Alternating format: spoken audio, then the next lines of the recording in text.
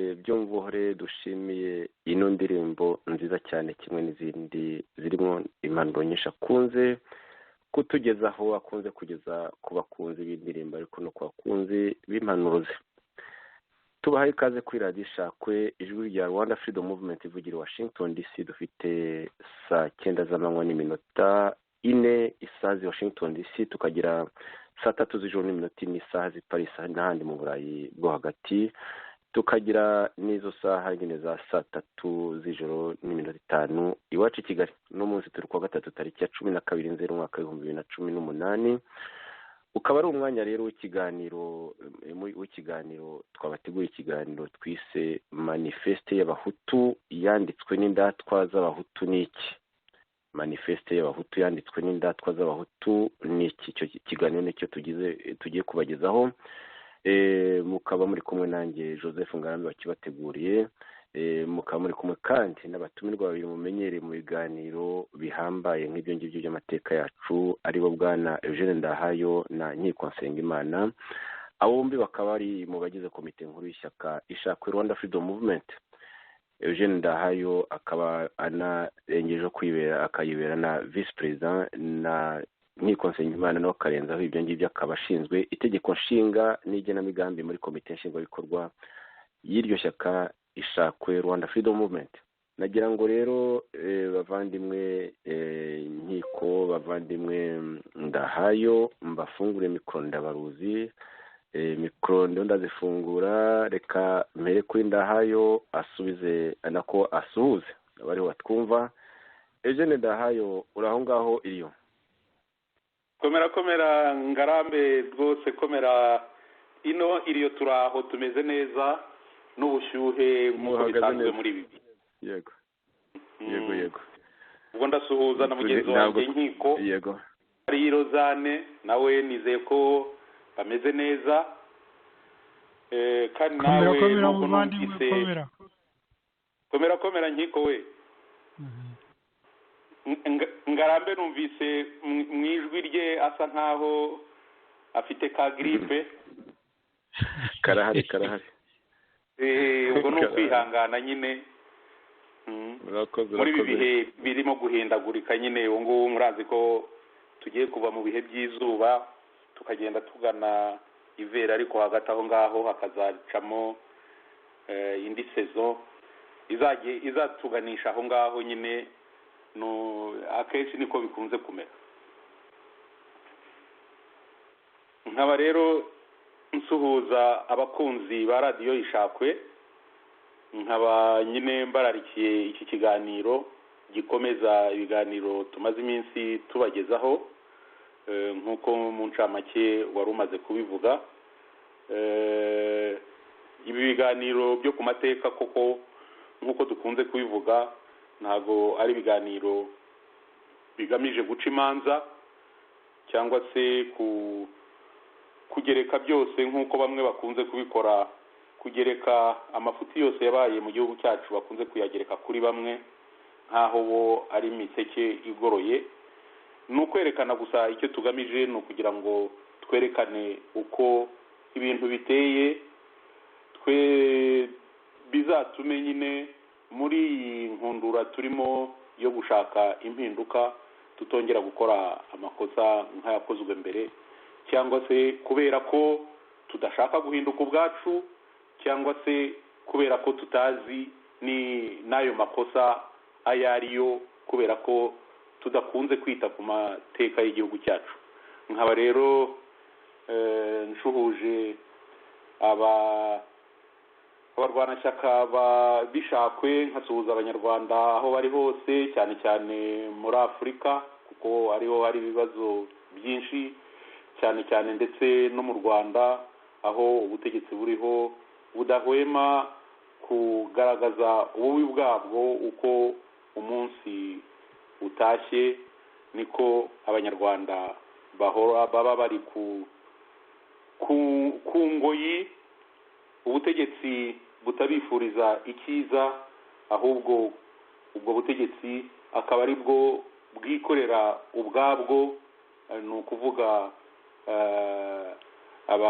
abategetsi kuva kuri Perezida Kagame kugeza ku bamukikije, yishyiriraho uko ashaka, atoranya uko ashaka, agaha amabwiriza uko abishatse, bakayakurikiza batitaye ku nyungu z'abanyarwanda.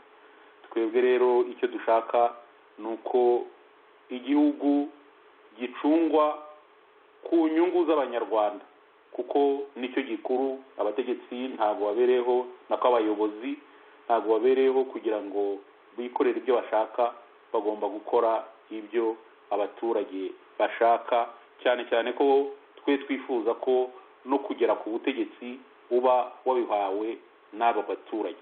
Ntabwo ugomba kubyiha ukoresheje ingufu zaba nk'uko twagiye tubibona mu mateka y'u Rwanda. Ntabwo izo ngufu arizo z'intwaro z'imbunda, ntabwo arizo zikwiye kugena utegeka igihugu, uyobora igihugu. Abaturage, ubushake bw'abaturage nibwo bugomba kugena ubabera, uwo batiza ubutegetsi, uwo batiza ubuyobozi, akabayobora mu gihe bamuhaye, bakumva ko ibyo bari baramusabye gukora atabikoze, bakamuvanaho bagashyiraho undi, ibintu bigakomeza. Ariko abayobozi ntibakomeze kwigira akaraha kajya he, ngo aha ngo nuko ngo bafite uburyo bwo gutera ubwoba, bwo kwica, gufunga, gukora ibidakorwa kugira ngo abaturage babatinye, noneho barambe ku butegetsi. Murakoze. Urakoze cyane Eugene Ndahayo. Nkiko Nsengimana rero nakumvise, bariho twumva bakumvise, wafata ijambo nawe ukabasuhuza. Uraho mbese Nkiko we? Uraho muvandimwe Ngarambe. Ubwo ndagira ngo nongere nikirize. Turaho rwose, turakomeye. Nakumvise nanjye, ariko impamvu ndayizi ni ukubera yuko turimo kugenda tujya mu muhindo, n'ibibabi by'ibiti bitangiye kugwa hasi, bikwereka ko umuhindo waje nyine, ko bigenda bihindagurika. Rero ko abantu turwara tugakorora n'iki, ndumva byose biri mu nzira. No mu Rwanda numvise ko nabo ubundi ni umuhindo koko nabo ubuje ukomeye, ariko Kongo hari ibintu by'ibiza bikaze aho ngaho mu Kigali. Iyo ngiyo hari ibiti rwose ngo bigenda bigwa hasi kubera ibisanzwe mu kwezi kwa cyenda. Ubundi mu Rwanda ntabwo ari ibintu bisanzwe. Imvura zikaze nk'izo ngizo umuntu azibarira kenshi mu kwezi kwa gatatu kwa Werurwe, ariko yego si ibisanzwe rwose. Hari ibintu bisanzwe. Nabonye ko hariho n'amamodoka aguruka hejuru mu birere, akagwa hejuru y'amazu nyine kubera imihanda mibi. Ibyo nabyo ni ibindi bibazo bisanzwe mu Rwanda. Ubwo rero ndagira ngo nshoboye gusuhuza nyine, nanjye mbona umwanya wo gusuhuza abarwanashyaka b'Ishakwe. Nsuhuze abakunda Ishakwe, nsuhuze abakunda u Rwanda n'abanyarwanda, nsuhuze mwebwe abanyarwanda mwese cyane cyane duhuje kuba ishyanga. Namwe abanyarwanda bari mu Rwanda, muri ku butegetsi burangwa n'igisuti n'amaraso, turabazirikana, tuzirikanane, ariko twizera yuko mu gihe kiri imbere nitubishaka tukanabitegura neza, iyo ngoma y'igisuti n'amaraso tuzayihirika. Abanyarwanda nk'uko mwabivuze koko bakigenga, bakishyira, bakizana, bakagena ubuyobozi bw'igihugu uko babishaka, uko bubanogeye. Nshimishijwe rero no kugira ngo tugirane ikiganiro kuri uyu mugoroba, kwizera yuko none muzongera kutujya mutubwira inama zanyu mu kazi tugezaho, gutyo kugira ngo koko dushobore gukomeza kumenya ibyo dusobanura ku y'u Rwanda, cyangwa se no muri porogaramu za politiki mu minsi iri imbere tuzajya tubagezaho.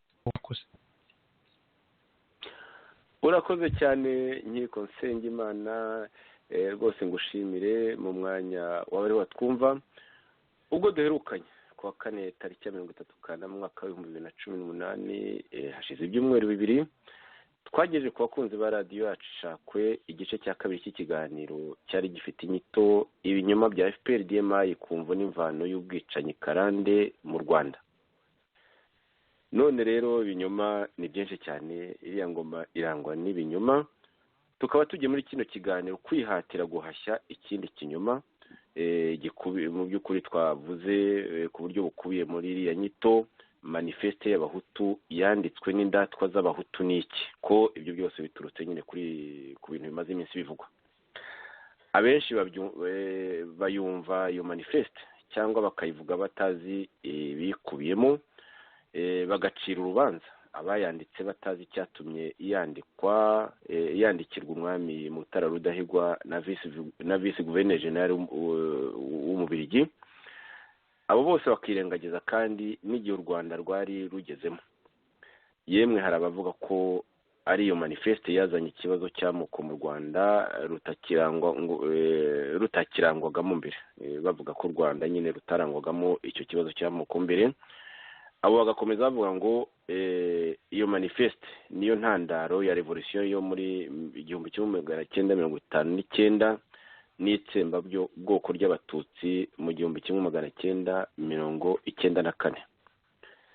Radiyo Ishakwe rero nk'uko twabivuze, nk'uko mwagiye namwe rwose musa babibwira abari batwumva, Radiyo Ishakwe igiye kubamurikira no kubasesengurira ibyo byose kugira ngo inshuti muduteze amatwi mumenye ishingiro, imvo n'ivano y'iyo manifeste.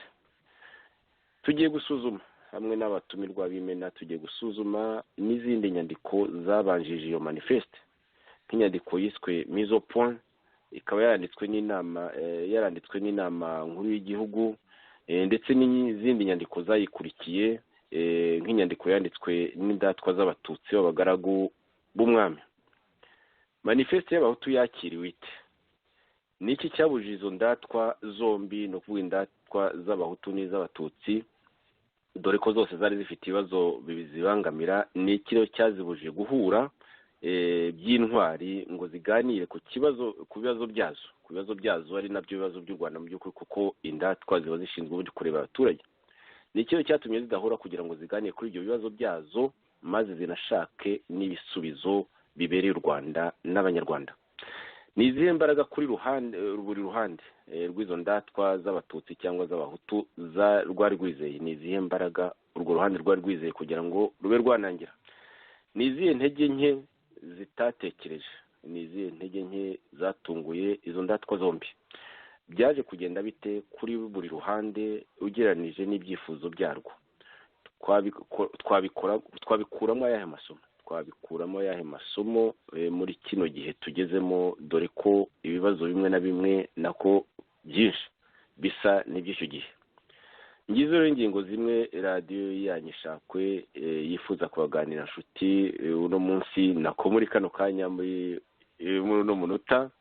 Nkabasaba ko nkiko Nsengimana yatangira nyine asubiza ibyo bibazo byose bitoroshye mu masaha abiri, ariko nk'uko musanzwe mubikundira abo batumirwa bombi kenshi rwose ikiganiro kirangira bamaze inyota. Nkiko Nsengimana, ijambo ni ryawe.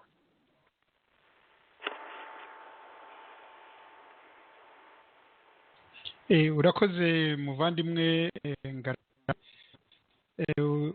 Twagira ngo koko tubaganirire ku kibazo cya manifeste y'abahutu, nyine manifeste y'abahutu yitwa ubundi yari inyandiko isobanurira ikibazo hagati y'amoko mu Rwanda, niko yari yitwaga iyo nyandiko.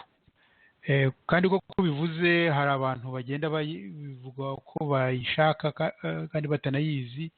Nk'uko baze kubivuga, hari abavuga ngo iyo yakuruye itsembabwoko ryo muri 1994. hari umugabo witwa Bizimana uba mu Rwanda wabivuze. Ibyo umuntu akumva rwose ko bitangaje, ukasanga ahari nako umuntu agomba kuba atazi ibikubiye muri iyo nyandiko.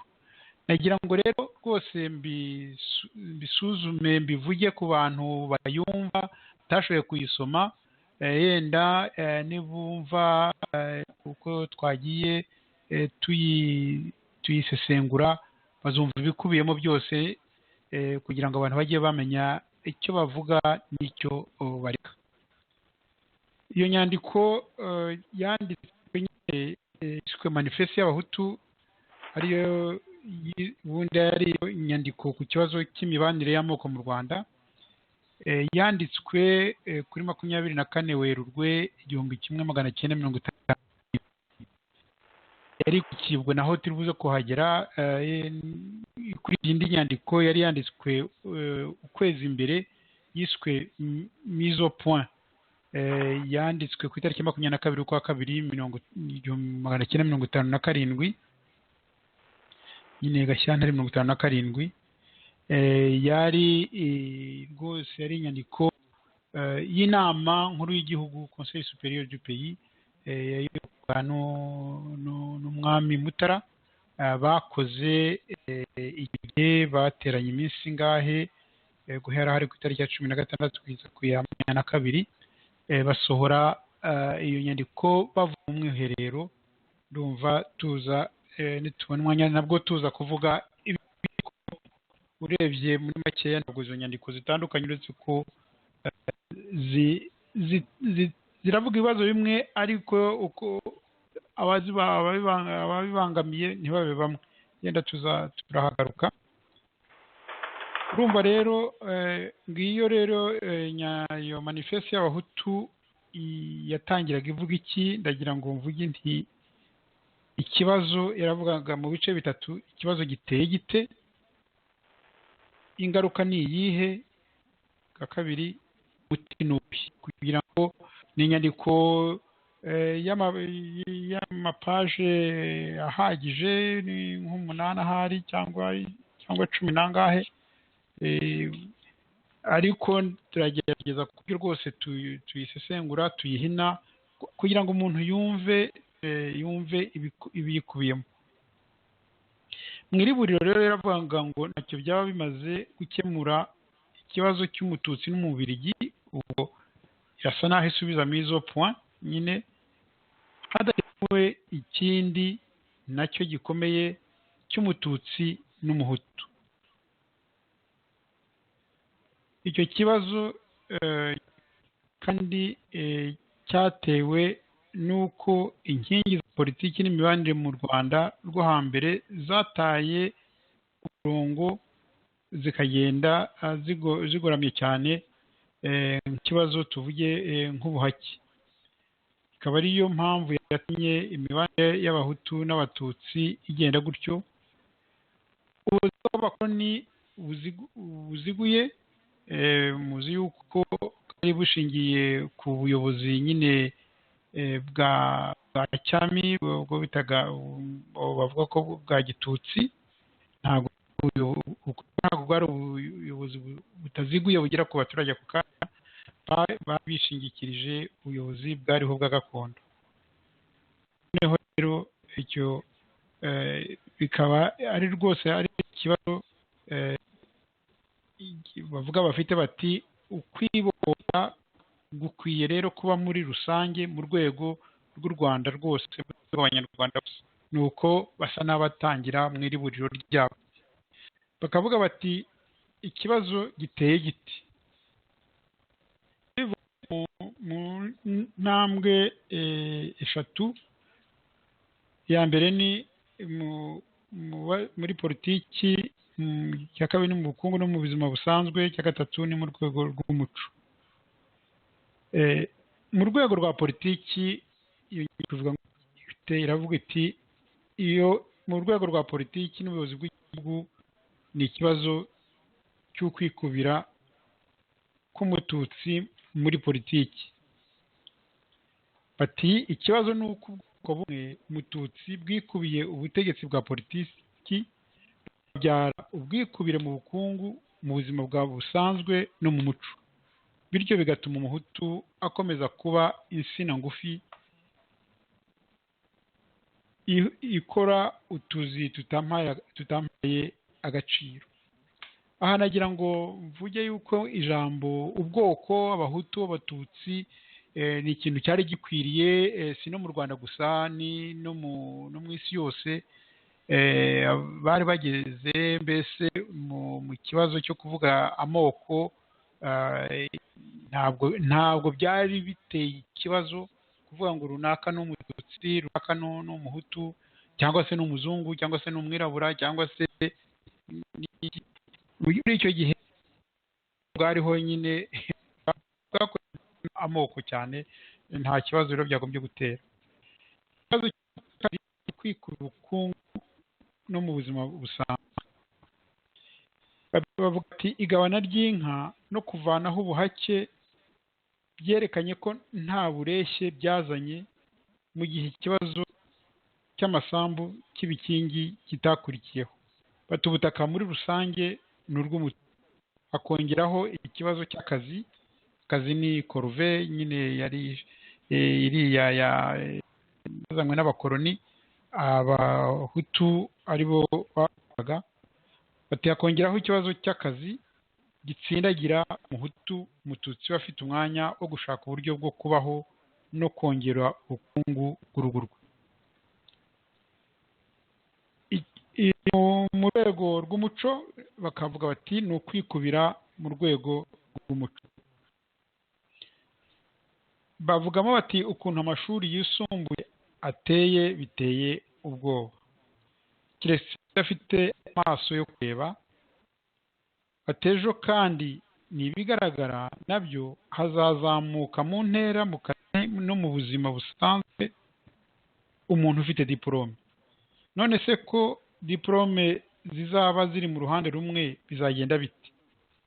Ko umuhutu azaba atanaca n'iryera iyo diplome atazi ni diplome rivuga, bizagenda bite? Kwikubira rero muri izo nzego uko zizwe bavuga bati ko ari cyo kibazo. Ubwo ntanze nk'urugero, hari inyandiko zariho zari zarakozwe zerekanaga uko mu rwego rwa politiki ibintu biri. Koko byagaragaraga yuko muri 57 icyo gihe hariho abashefu hari 45, zose zari zigizwe n'abatutsi. Hari n'umuntu umwe bavuga ngo wari umutware, ariko ngo yari tutsi twavuga cyangwa yihutuye simbizi, ngo yari umuhutu abo umututsi, ariko yari umututsi ko byari biri kuri 45 ijana ku ijana. Rero hari sushefuri 559 hafi zirenga gatoya 95 ku ijana zari ziyobowe n'abatutsi, naho 5 gusa ziyobowe n'abahutu. Mu mashuri mato uhereye ku ibarura ryabaye muri 57, 58 rikaba ryarakozwe neza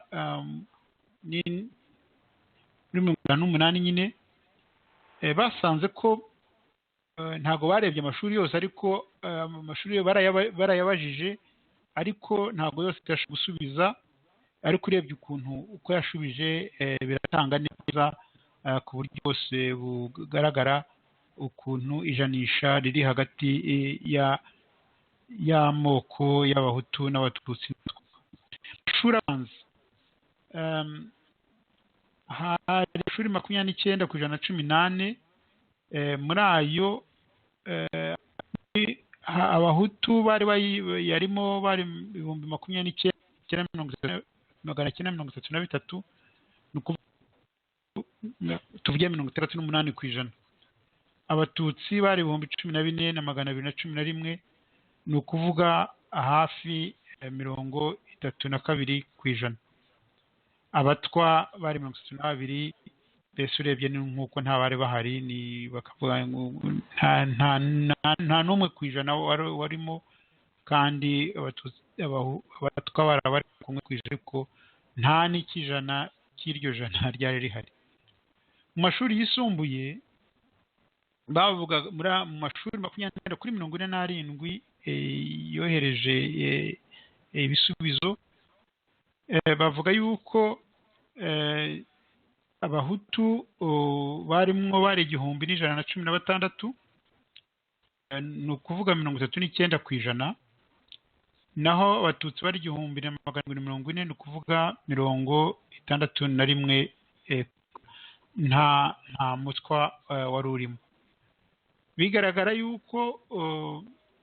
yuko uko abatutsi bari 31 ku ijana mu mashuri abanza, birahinduka iyo bageze mu mashuri yisumbuye bakaba 61 ku ijana. Ujanishije rero kuko bavuga ko abatutsi ari 5 ku ijana, murumva yuko byari bikabije. Izo ni za statistique zatanzwe. Uko kwikubira rero muri nzego zose niko iyo manifeste kurura urugomo rw'ubutegetsi, ibyo bitaga abus, nako abaturage ari nabyo abaturage batagishaka. Muri makeya nuko ikibazo giteye, bati ni ingaruka, bavugamo ingaruka enye. Iya mbere nuko bavuga bati urubyiruko muhutu n'urwa mututsi uciriritse bisa nkaho rwemeje ko urwo rubyiruko rwemeje ko rwavukiye guhora mu mwijima w'iteka, ntirukenere narwo gukomeza nyine gutera imbere, ahubwo ko rugomba gukomeza gufatwa nk'imbo. Niyo ngaruka ya mbere. Ingaruka ya kabiri, ababyeyi bafite ingo bahura n'ibibazo byo kuzitunga, nabo ahubwo ubu kugeza uko ubu batangiye kwibaza no kureba nabi abazungu, ababirigi. Aba benshi babona ko leta mbirigi ifitanye isiri n'indatwa z'abatutsi kubabyinagaza. Ingaruka ya gatatu ni iyihe? Bavuga ati ariko hari n'abandi bavuga bati iyo tureba uko ibintu byifashe, iyo ababirigi baba badahari twari kuzahara kurusha, turimo no rwose no gucika. Atari uko babona ko umuzungu ari mwiza, ariko babona uhitamo mu mabi abiri, wahitamo buri munsi bw'ubundi. Ingaruka ya kane, bavuga bati iyo abahutu babona ukuntu baharwa imirimo iri hasi gusa, bafite imirimo bitaga poste subalterne, babona ibyo bintu bishobora kuzazana intambara bucece, guerre civile froide, et donc kurebana nabi hagati y'abanyarwanda no kwanga abanyamahanga, bakavuga niyo kwanga abanyamahanga ko ibyo nabyo babona bitari kuri, kimwe no kureba neza indangagaciro. Bavuga bati uko biri kose noneho wajya no kuba umukomunisiti, ahari yenda ibyo byashobora guha umuhutu inzira yo kubohora. Umuti nuwuhe? Umuti nanone ndawuvuga mu nzego enye, umuti wa nyine baravuga bati wa mbere ni uguhindura imyumvire, bavuga bati igikomeye cyane ni imyumvire, ni esprit. Kugira ngo umuti ukore birashaka ihinduka rikomeye kandi vuba mu mitegekere y'igihugu no mu buzima busanzwe. rwose guhindura imyumvire esprit isa nkaho yabaye akaramata ko abashoboye kuyobora igihugu bagomba kuba mu bwoko bw'abatutsi bwonyine. Umuti wa kabiri bati mu rwego rw'ubukungu muri rusange, aho bakavuga bati hari ibintu byinshi bigomba kuvaho, guca akazi, guca korove, hagasigara nyine abahutu nibo bakoraga korove, nibo bakoraga akazi konyine, bakaka ko gasimburwa n'imirimo rusange, icyo bita republique ikorwa na urumva bati rero kuvanaho ako kazi byatuma babona akanya ko abahutu nabo babona akanya ko kwinyagambura no gukora ibikorwa byabagirira akamaro bikabateza imbere. Umuti muri urwo rwego babona ni kwemerera umuntu kugira umutungo we bwite, birakavaho ibikingi hagashyirwaho itegeko remezo rigena isambu ngombwa igenewe umuryango watunga, nyine isambu yatunga umuryango ugizwe n'umugabo n'umugore n'abana 6 cyangwa 8. Bati noneho bamara kugena isambu ya ngombwa, abafite ubwo buso izo sambu nyine bagakatirwa uko nka ba nyiri isambu, batabandi bagategura buhoro amasambu hirya hino mu ntara zo mu gihugu nk'uko zari zigiye gushakwa za Bugesera n'ahandi. Undi muti muri urwo rwego rw'ubukungu bati shyiraho inguzanyo z'icyaro, fond ya credit rural niko bayitaga, ituma abaturage bagira ubuhinzi bufite umusaruro cyangwa barema imirimo y'imyuga. Umuti wa 4 mu rwego rw'ubukungu, kubumba mu rwego rw'ubukungu union économique hagati y'u Rwanda n'u Burundi, Kongo n'Ububiligi.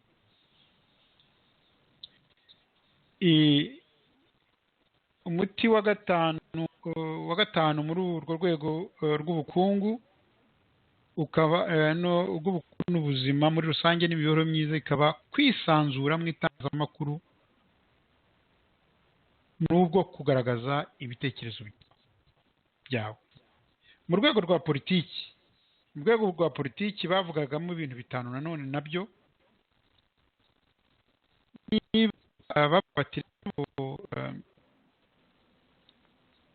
niba bemera bo bakavuga ko bemera ko ubutegetsi bw'abatutsi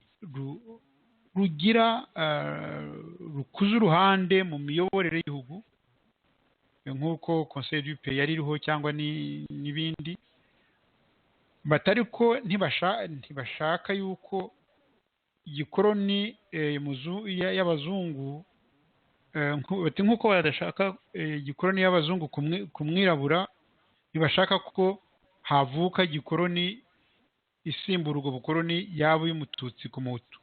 Bityo rero bakaba basaba ko ibyo 5 navuze nk'umuti, barashaka ko amategeko n'umuco byandikwa.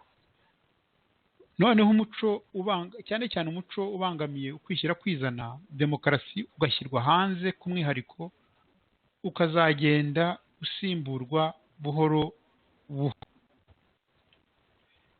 Umuti wa 2 ni uko abahutu bazamurwa mu ntera mu mirimo y'igihugu, muri za shefuri, muri za sushefuri, mu bucamanza. Bagashaka yuko izo nama za shefuri, za sushefuri n'ubucamanza bitorwa n'abaturage. Umuti wa 4 ni uko aho umututsi akigihe kugira ngo abahutu bagere kuri iyi myanya yasimburwa n'umuhutu. Umuti wa 4 ni uko abatware babaga mu province, babaga mu nama za shefu, bavanwamo kuko babonaga yuko bazigiramo uruhare runini, bigatuma izo nama za shefuri zidakora. Icya 5 ni uko inama y'igihugu iyo bita conseil supérieur du pays iriya y'umwami igirwa n'abantu batowe mu rwego rwa shefuri. Mu rwego rw'amashuri nayo mvuge mu magambo mu ngingo eshanu. Bavuga ko icya mbere ni ukuvanaho ugutoranya mu mashuri abanza, rituma kuri abana icyo gihe kera batoranyaga mbere y'umwaka wa gatanu, kuko selection donc gutoranya ni selection. Iyo abana bageze mu mwaka wa gatanu, gutoranya kuba gusigaye gusa kuko nibo batoranyaga, kuba gusigaye gusa hagati y'abana b'abatutsi. Bakaka rero yuko iryo kintu cyo gutoranya hakiri kare, iyo selection itaba, bareka abana bagakomeza bakazamuka mu mashuri ntibatoranye. Noneho bavuga rero kuko icyo gihe nyuma bavuga ko babaye mu ntoki cyane, kuvuga bati niba imyanya ibaye mikeya bazayitange bajanishije bakurikije uruhare rwa buri bwoko mu baturage. Batari kutavuga ko bigomba kuzana iringaniza ringana neza nuko abaturage bangana, nk'uko bavuga ko abahutu ari 85%, abatutsi bakaba 15%. Bati ntago ari ibintu nk'ibyo dushaka ko ryaba gusimbura kuryamira kw'abana b'abatutsi nk'uko ab'abahutu baryamiwe. Umuti wa kabiri muri urwo rwego rw'amashuri ni ugutanga buruse z'amashuri, buruse d'études, gutanga inkunga yo kwiga, ikagenerwa abana b'abahutu biga amashuri yisumbuye, kugira ngo bashobore gukomeza amashuri yabo nta nkomyi, kubera bayahagarikaga kubera ubushobozi bukeya bw'ababyeyi babo. Icya gatatu muri urwo rwego rw'amashuri bukaba gufungurira mu rwego rw'amashuri makuru, école supérieure. Bavugaga yuko bareka abanyarwanda bakajya kwiga mu mashuri yose makuru ya Afurika mbirigi, yaba ari mu Burundi yaba ari muri Congo. Icyo gihe bavugaga yuko gufungura kwa universite mu Rwanda bishobora kuzaza nyuma. Ari ugukwiza hose muri za shefuri amashuri y'ubukorikori y'imyuga na tekinike. Icya gatanu kwari ugushyiraho za foyer sociale, za foyer sociaux mu gihugu cyose, abagore bato n'abakobwa bagashobora guhugurirwamo. Murumva ko rero ngo ni muri rusange, murumva baravuga bati muri rusange iyo manifeste irashaka ko abahutu nabo bazamuka, basaba kandi ababirigi kubishyira mu bikorwa ku buryo buhamye. Inama nkuru y'igihugu kurusha ubuyobozi bw'igihugu, ariko icyo gikorwa kigakorwa kinashimangira ukwishyira ukwizana mu rwego rwa politiki n'ubukungu by'umuhutu. Uyu nawe nyine ntakomeze kuba inyuma y'umututsi, nuko bavugaga gukomeza kuba rumoro umututsi, nk'aho urugero rw'umuntu ari umututsi. Kubera rero izo mpamvu rero murumva yuko hari icyo kibazo bakunze kugarukaho cyane. Bavuga ati izo mpamvu iryo kwikubira mu nzego zose, barashaka yuko ibyanditse mu by'amoko yanditse mu ndangamuntu, kugira ngo ubwo bwibire bushobore gukurikiranwa, bushobore gukontororwa. Bashaka yuko muri izo ndangamuntu hadakurwamo muri icyo gihe yenda ko byazaza nyuma ubwoko bw'Abatutsi. Bakavuga bati igihe birakenewe, bati ikibazo si uko ryanditswemo, ikibazo ni ukwiharira k'ubwoko bumwe bwatuma icyo kintu kivuyeho, byazatuma Abatutsi bakomeza kuzamuka naho Abahutu bagakandamizwa. Ngibyo muri makeya rwose ingingo zikubiye muri manifeste y'Abahutu.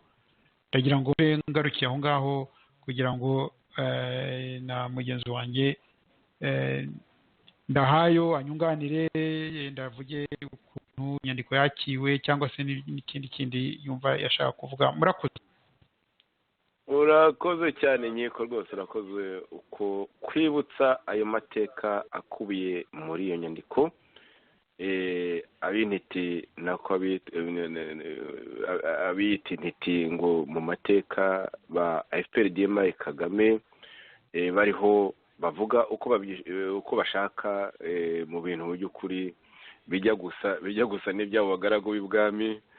Eugene, rero ijambo ni iryawe kugira ngo nawe wunganire Nkiko Nsengimana, bityo amateka rwose dukomeze guharanira ko avugwa uko yakabaye, atari ugushaka kugoreka ibintu, bityo ngo byumvikanishe ko ingoma itarashakaga uburinganire bw'abaturage b'Abanyarwanda muri rusange, itaharirwa kuvuga ngo yari ifite amajyambere, ko ngo yari igamije iterambere, kabone n'ubwo byose bitari birimo kuri iyo ngoma. Ariko rero na magingo aya ngaya harimo byinshi bisa cyane by'icyo gihe, nagira ngo nabyo tuze kubiha akanya. Eugene, ijambo ni ryawe. Urakoze Joseph, nagira ngo nshimire Nkiko uko asobanuye iriya manifeste, iriya texte yiswe manifeste y'Abahutu, kandi ubundi ntabwo ari ibyo nyito yayo ya mbere abayanditse bari bayihaye. Ririya ni izina ryatanzwe n'abanyamakuru.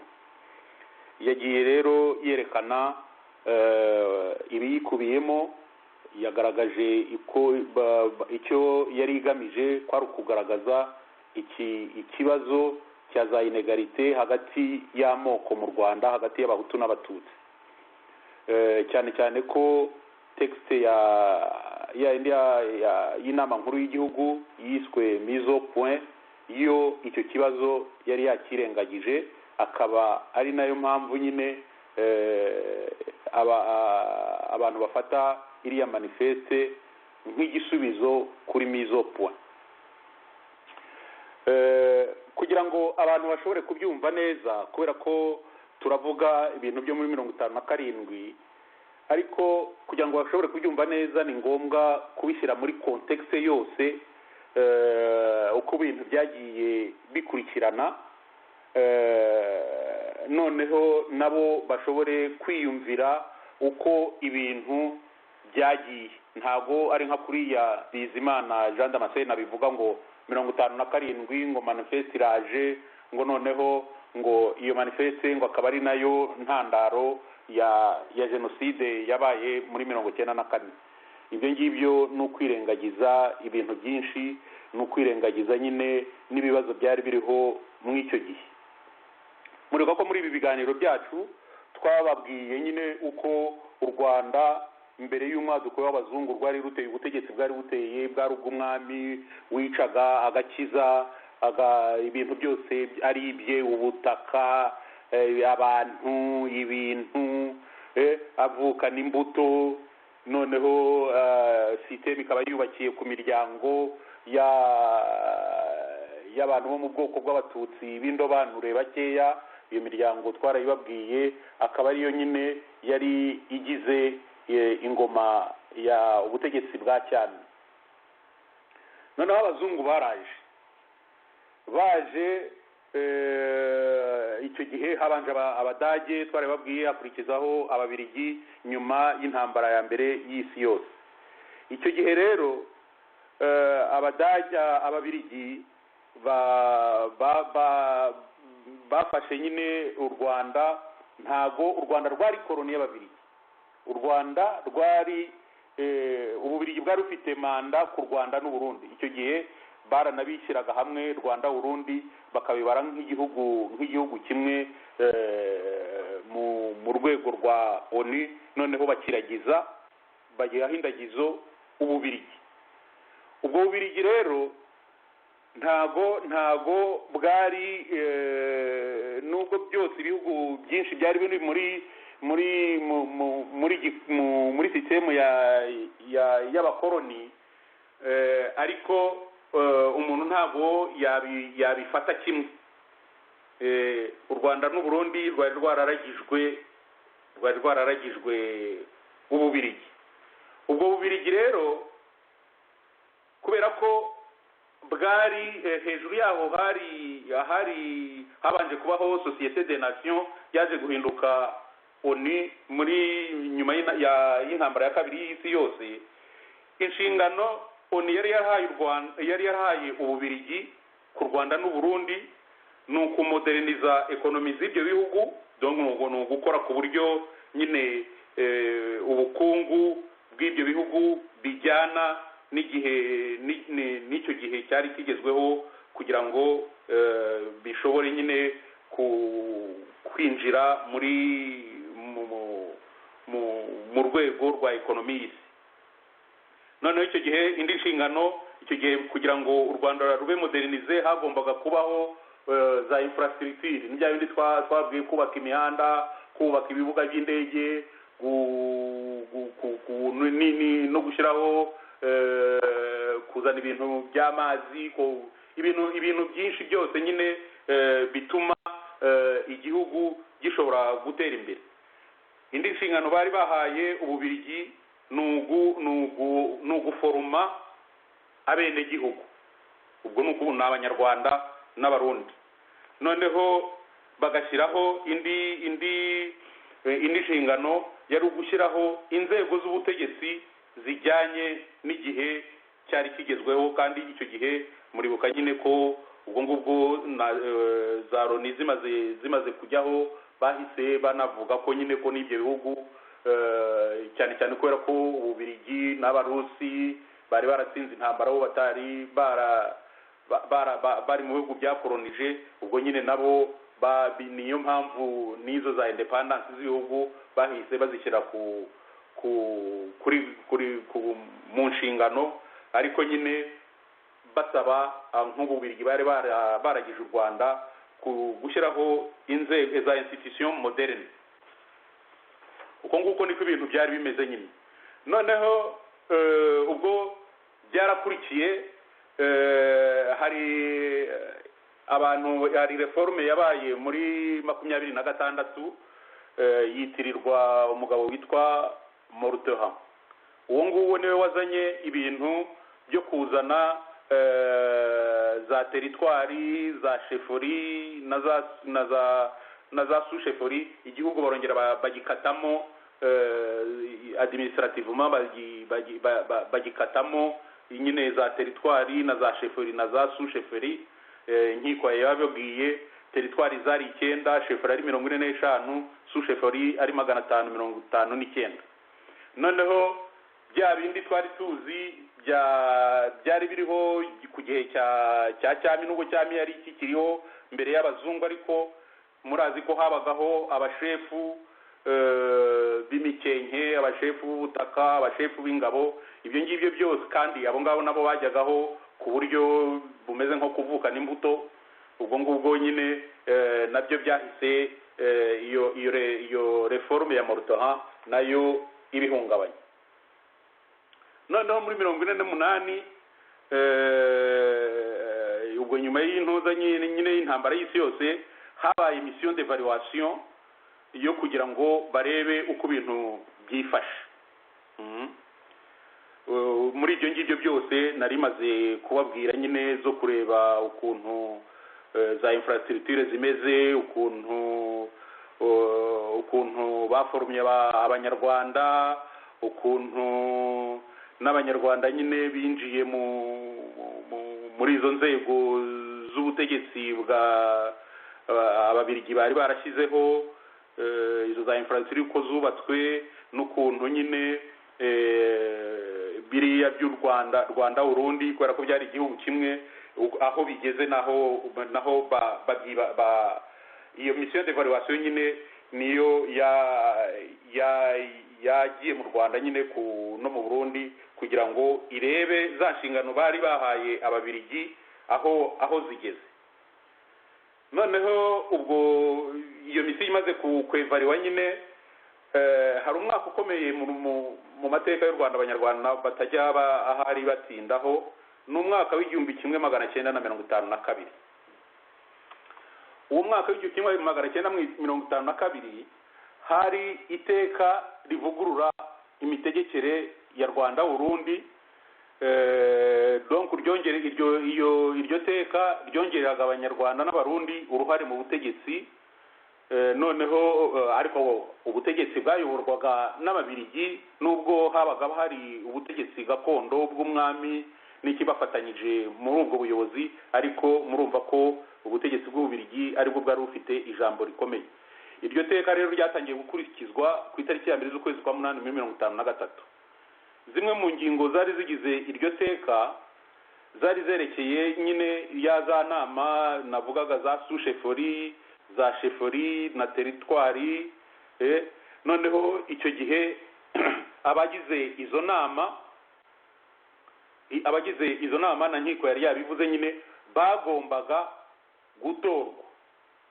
Murumva ko iyo ntambwe nshyashya y'amatora kimwe n'ishyirwaho ry'izo nama ari muri mwe byakanguye abanyarwanda batari bake, noneho batangira gushishikarira ibintu bya politiki.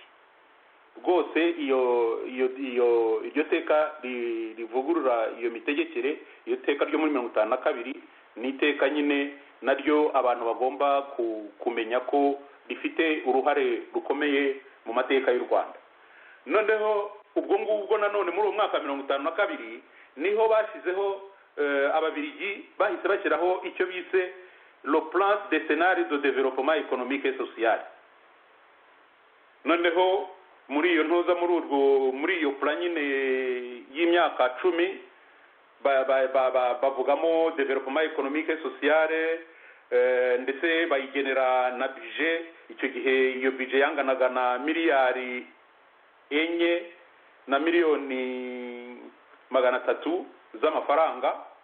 None byose ayo mafaranga nyine bagomba gushyiraho izo za infrastructure, imihanda, kubaka amashuri, za dispenseri, kubaka amazu y'ubutegetsi, gushyiramo noneho na biriya bazanye bya culture industrielle, biriya by'ibyayi, bya amakawa n'ibindi bya kenkena. Noneho haza noneho hari n'ibihingwa ibyo bita ngangurarugo, nabyo bategetse abaturage gukora nko guhinga imyumbati, ibirayi, no guhinga ibiti bitanga imbuto ziribwa.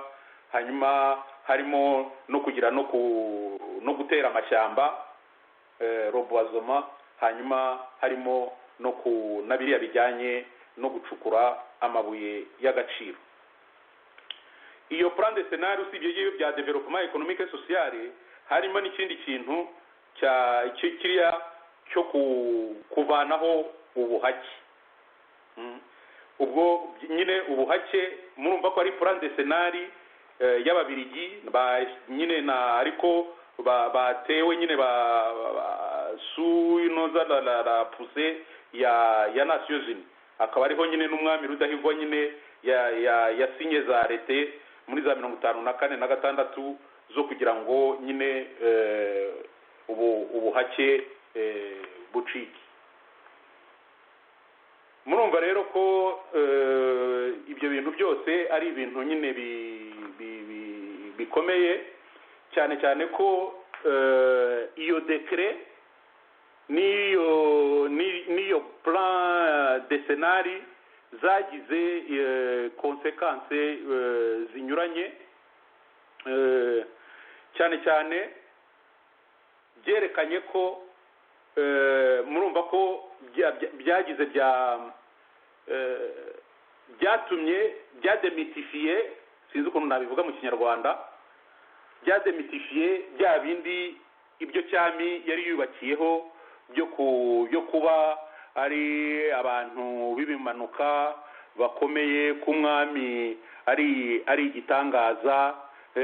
Urumva rero ko kuba byonyine ababirigi bari hejuru y'umwami, uwo mwami abanyarwanda bari bazi ko ari we mwami w'ikirenga nyine hari na nyuma y'Imana. Urumva ko byahise abanyarwanda bumva ko harimo contradiction nyine. Niba hari abantu bari hejuru y'umwami, ni ukuvuga ko hari n'ibindi bishoboka. Nanone kiriya kintu cyo kuba ngo bavanyeho ubuhake ni uburyo nanone nyine abanyarwanda bumvise ko niba ubuhake buvuyeho, ni ukuvuga ko na bya bindi bavugaga ko abatutsi aribo bavukiye gutegeka, ko na cyami aribwo butegetsi nyine nyakuri, ibyo ngibyo nabyo byahise bisa bitangira guta agaciro. Nanone kandi mwumvise ko habayeho ikintu cyo kuzana amatora. Icyo kintu rero cyo kuzana amatora ni ikintu nanone cyagize uruhare rwinshi muri mu mikangukire y'abantu no kumva ibintu, cyane cyane nyine ko muri cyami bababwiraga ko ubutegetsi nyine buvukanwa, kandi byaranagaragaraga ko abashefu babaga ari nabo ari abana b'abashefu n'ibiki byose bugenda babuhererekanya.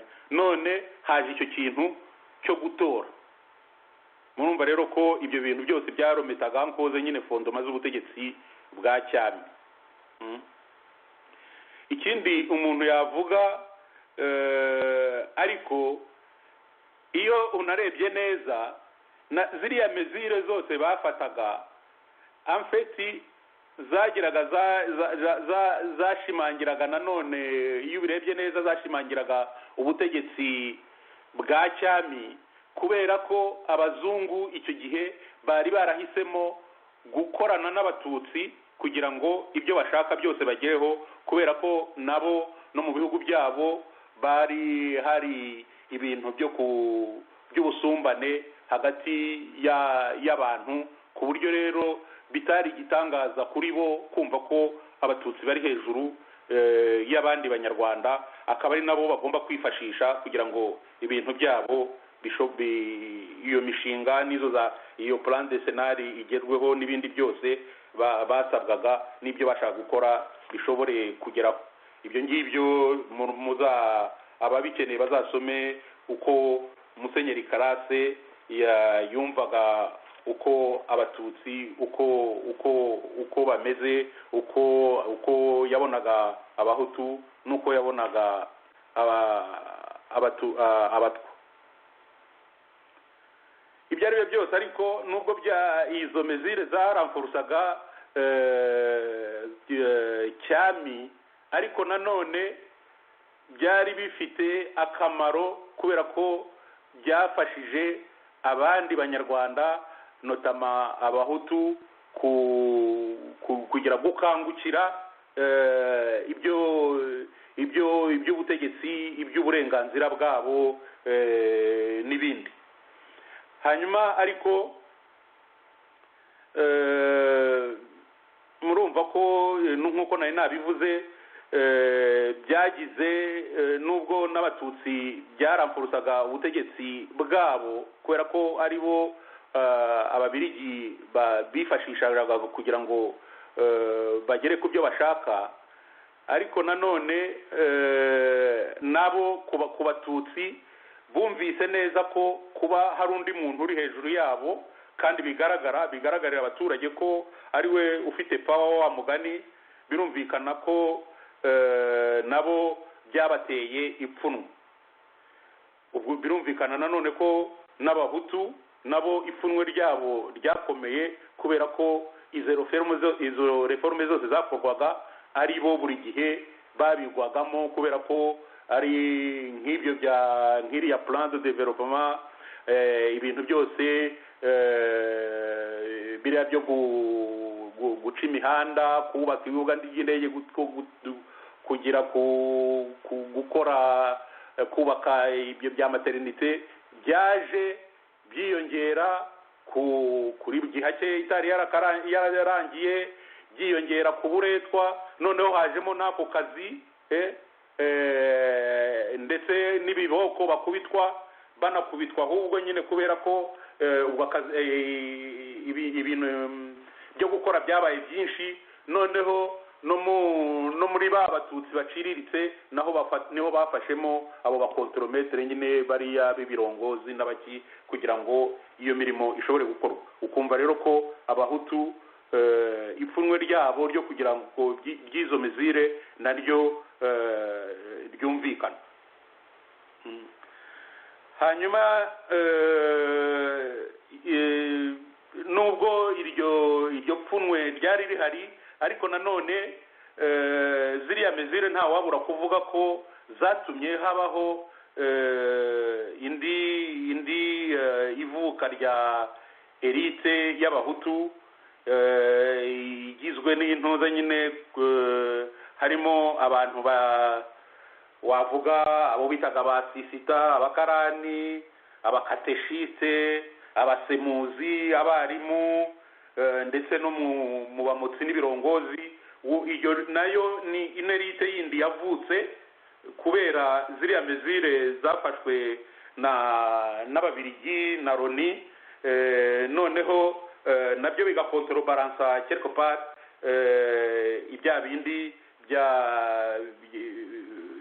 ya teori ya cyami yuko abantu bavukana imbuto ko kandi ari bo bakwiye gukora imirimo yo hejuru.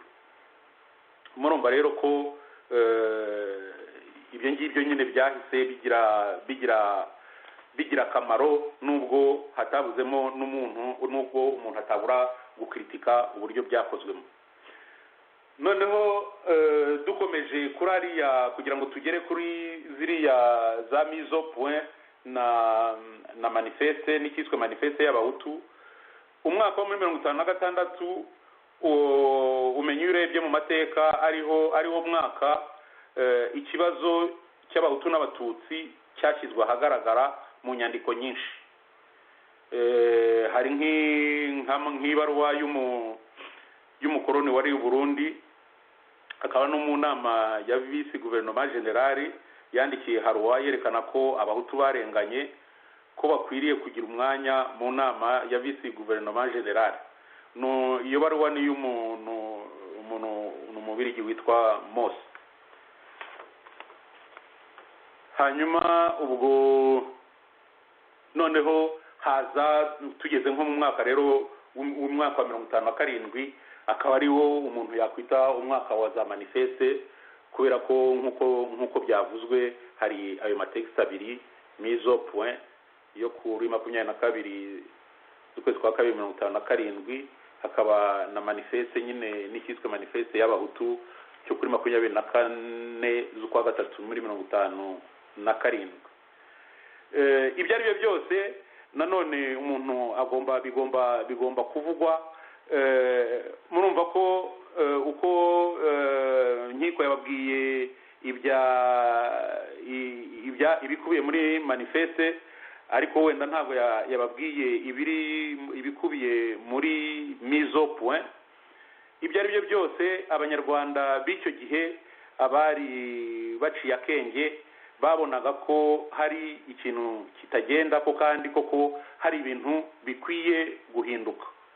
Ndetse hari nk'abantu nk'abapadiri babiri bahise b'abatutsi bahise babona ko koko ko hari ikibazo, ko abo noblesse y'abatutsi igomba kugira ibintu ihara kugira ngo ibintu bishobore kugenda neza.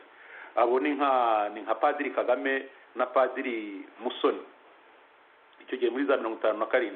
Ariko icyo gihe abo bapadiri bombi babagize nyine abantu ngo batazi ngo bari hejuru iyo ngiyo batazi uko ibintu bimeze ngo guha ngo ukwishyira ukwizana abantu bo hasi nk'abahutu ngo byazazana ibintu bimeze nka anarshi niko babashubije. noneho rero kubera ko ibyo bintu byose byari bitangiye kujujura muri iyo myaka 57, noneho conseil superieur yahise nyine kubera ko hari mission d'evaluation nanone yagombaga kuza, noneho ikora texte ya mise au point ivuga noneho icyo yashakaga iyo mise au point n'ukongera ubu pouvoir y'umwami n'iz'abashefu. hanyuma ikindi yavugaga nayo yasabaga ko nyine biriya bya za modernisation économique abantu hakabaho amashantiye menshi n'ibiki byose byo kuzamura igihugu bari babishyigikiye. birumvikana kandi ko nta buri wese yabishyigikira, usibye ko aha ngaha icyo abantu bagombaga kureba ni uburyo bikorwa. noneho ikindi iyo mise au point yashyiragaho ni ugushaka universite. noneho ndetse bavugaga ko muri ibyo byose ko icyo kintu cyo gushyiraho universite aricyo kintu bumva kigomba gushyirwamo ingufu kurusha n'ibindi byose. noneho bagasaba rero na independence mu gihe gitoya cyane. iyo mise au point nta kintu yigeze ivuga kuri za inegalite zari zihari kandi hagati y'amoko, kandi abantu bose barazibonaga. murumva rero ko ibyo bintu ari uko nguko byari bimeze, kubera ko ikibazo cya za inegalite kitavuzwe muri mise au point. noneho manifeste y'abahutu nyine ikitwa manifeste y'abahutu cyo cyazanye ku mugaragaro icyo kibazo nyine, ari nayo mpamvu iyo nyandiko yabo bayise note sur l'aspect social du problème racial indigène au Rwanda. noneho kubera ko nyine bashakaga ko icyo kintu nacyo kivugwa nko mu bibazo biremereye by'igihugu, cyane cyane ko mw'icyo gihe mbibutse nyine ko hari no mu gihe Afurika nyine ibihugu bya Afurika bitangiye kubona kurwanira za independence, kubera ko na Nations Unies yari yarabisabye n'ibiki byose. donc icyo gihe nabwo nyine bwari uburyo en fait ni nk'uburyo stratégique bwo kugira ngo bagire bipositione mu bihe bigiye kuza umuntu ateganya uko bizagenda ababirigi bagiye. ibyo bikubiye muri manifeste ntabwo bigarukaho, inkiko yabivuze ku buryo buhagije. ahubwo nyuma murumva nyine ko byo ari ku matariki 20 mise au point ariyo kuri 22 z'ukwa kabiri, manifeste ari 24 z'ukwa gatatu. nyuma yaho nyine ubwo ibintu ntabwo byahagarariye aho ngaho, ahubwo mu mwaka wa 58 nibwo nyine haje ikintu kimeze nko kugira ngo icyo kibazo cya Hutu Tutsi gisibangane burundu. ibyo biza mu bintu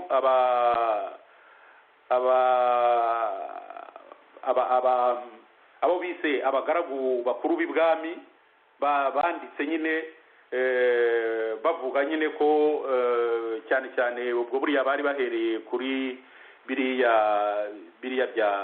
bya manifeste, bavuga ko bavuga ko nyine ko icyo kibazo kitakwiye ko nta shingiro gifite.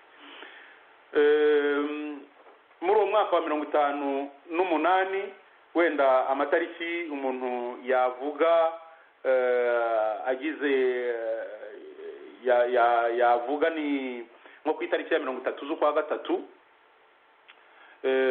nubwo umwami Rudahigwa mu rwego rw'inama nkuru y'igihugu yashyizeho akanama gashinzwe gusuzuma ibivuga ku bahutu hamwe n'abatutsi.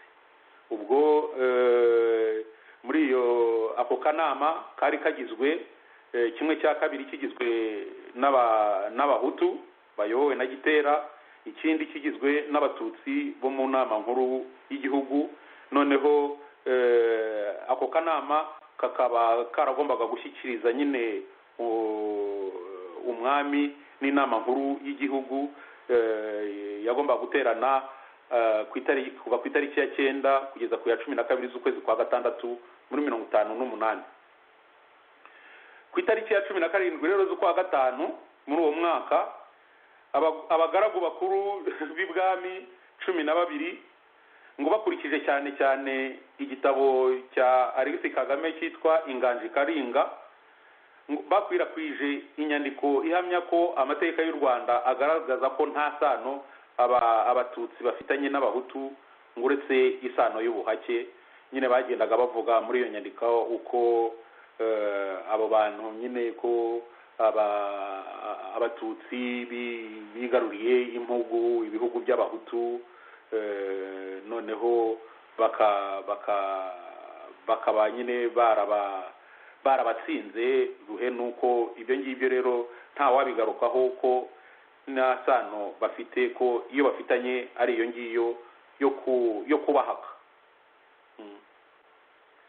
Nanone hashize icyumweru kimwe hari abandi nyine abagaragu bakuru b'ibwami bo 15 cette fois-ci basinye ibaruwa igenewe umwami Rudahigwa n'abagize inama nkuru y'igihugu bavuga ko bakomeye ku masambu no ku bikingi, ko nta mpamvu yo kubigabanya cyangwa se kubigurisha.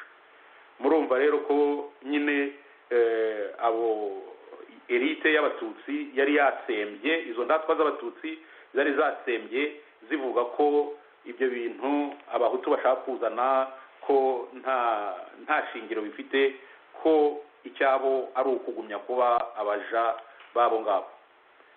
Noneho ya tariki rero igezeyo mu kwezi kwa gatandatu hagati ya 9 n'itariki na 12, inama nkuru y'igihugu nyine yarateranye ishyikirizwa ya raporo. Noneho umwami rero Mutara Rudahigwa mu gusoza ahamya ko nta kibazo hutututsi kiriho.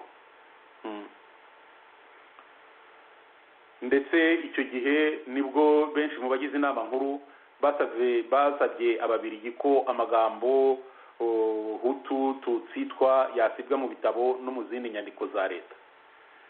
Murumva rero ko aho ibintu byari bigeze mu mwaka mu mpore z'umwaka, ariko ntago ariko ibintu ibyo ngibyo ibyemezo by'inama nkuru ko ari byo byafashweho umwanzuro n'ababirigi, kubera ko ya mission d'évaluation yari yabonye mise au point ishyikirizwa na manifeste y'abahutu. Noneho nayo irirebera, noneho nayo ivuga ko hari ibibazo byabarijwe muri manifeste bifite ishingiro. Ndetse na vice guverineri mu mpera z'umwaka ku itariki ya 3 z'ukwezi kwa 12 ashyira ku mugaragaro inyandiko nawe yemeza ko ikibazo hutututsi ari ikibazo cy'ukuri kiriho nta shiti mu gihugu, ngo hari ubusumbane ko abantu benshi, ndetse nyine bavanye ko abantu benshi biyubashye bemeza ko akarengane ari kose. Nuko ariko Rudahigwa yahise abasubiza ko ibyo ngibyo ari ukwivanga, ariko ntabwo nyine byabujije kugira ku ibyari byatangiye gukomeza. Ndagira ngo nyine ibyo ngibyo byari kugira ngo abantu bumve, batagira ngo ibyo bintu ari iyo manifeste, kubera ko ariyo twagize sujet y'iki kiganiro, batagira ngo ibyo bintu biba bivuye mu kirere ko hari u Rwanda hari porosesisi rwanyuzemo, kandi iyo porosesisi ikaba nyine ariyo yakomeje ikazamuka bikagera kuri revolisiyo muri 1959, bikaza kugera kuri le 28 janvier nyine umunsi le 28 janvier 1961 umunsi bavanaho cyami ivanwaho, bikaza gushimangirwa na kamarampaka yo ku itariki ya 25 z'ukwa cyenda. Noneho ku itariki ya mbere Nyakanga 1962 hakaba nyine hakaba ubwigenge. Icyo umuntu yavuga nyine ahubwo abantu bagomba kugira wenda icyo bajyaho bakwiye kwibazaho n'abakora amapolitike, kubera ko twabishaka tutabishaka strategy zakoreshejwe muri icyo gihe cyose, cyane cyane nyine niyo myaka ya 57 kuzamura kugeza ku gihe cya independence, ni ukureba uko strategy zakoreshejwe icyo gihe niba zari zifitiye abanyarwanda bose, zararebaga abanyarwanda bose, cyangwa se niba zarabacagamo ibice, cyangwa se ukareba, kubera ko strategy zari zihari byari ibintu bibiri. Nk'uko muri mizopo babivugaga, l'élite y'abatutsi yashakaga nyine iyo independence immediate, noneho aba élite y'abahutu yo kubera ko igashaka ku ikibazo kugicamo kugigiramo ibika bibiri, kubera ko baravugaga bati hari akarengane gashingiye ku bwoko, icyo ngicyo tukirangize tukivugeho tugifatira ibyemezo, hanyuma n'intuza na biriya by'ubukoroni nabyo tubifateho icyemezo. Noneho rero nuko iyo urebye ukuntu ibintu byagenze nyuma, nuko nk'abantu nk'irebye runari ukuntu n'amatekste y'ubu ngubu umuntu arayabona, abarunari bipresenta ko bigaragaza nk'abarevolutionneri. Or nta burevolutionneri bugaragara kuri bo, cyane cyane kubera ko umurevolutionneri ntabwo yirengagiza ibibazo bya bene gihugu nawe, kandi ntabwo runari icyo yashakaga cyari gukomeza gushyiraho cyami ishingiye kuri ya mategeko inkiko yabanyuriragamo yo gukomeza kugendera kuri noblesse y'abatutsi, ikomeza kwiharira ubutegetsi bwose, bigakomeza muri monarchie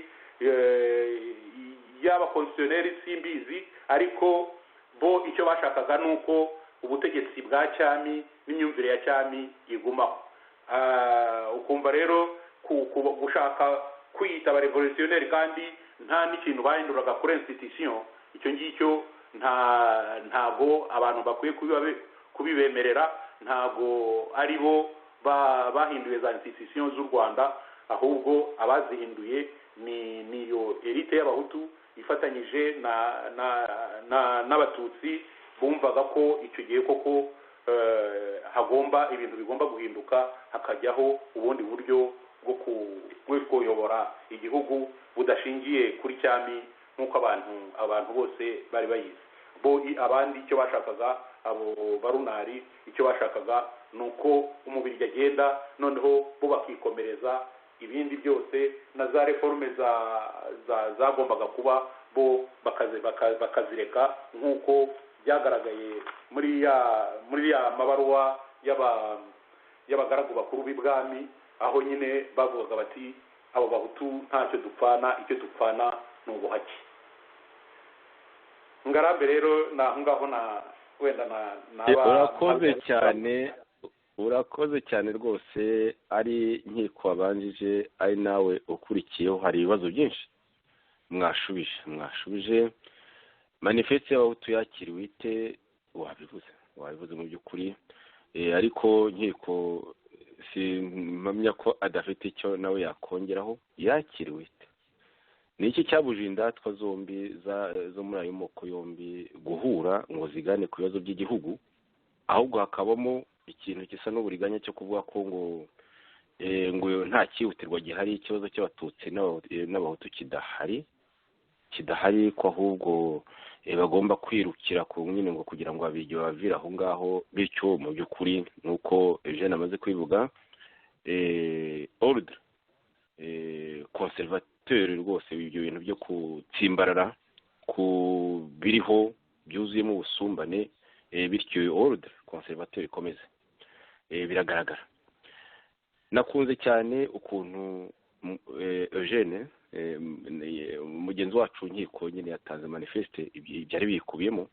Ntabwo byari bikubiyemo kwangisha igice cy'abanyarwanda bagizwe ahanini n'abahutu, ntabwo byari bikubiyemo kwangisha abo banyarwanda abatutsi n'ingoma y'abatutsi. mu by'ukuri hari hakubiyemo gushaka uburinganire, kandi rero harimo imishinga y'iterambere, kandi nta terambere rishoboka harimo ubusumbane nk'uko bwari bumeze iki gihe. Nagira ngo muze no kuvuga n'ubusumbane ubu ngubu bugenda bukura, bumeze nabi cyane kandi bugenda bukura.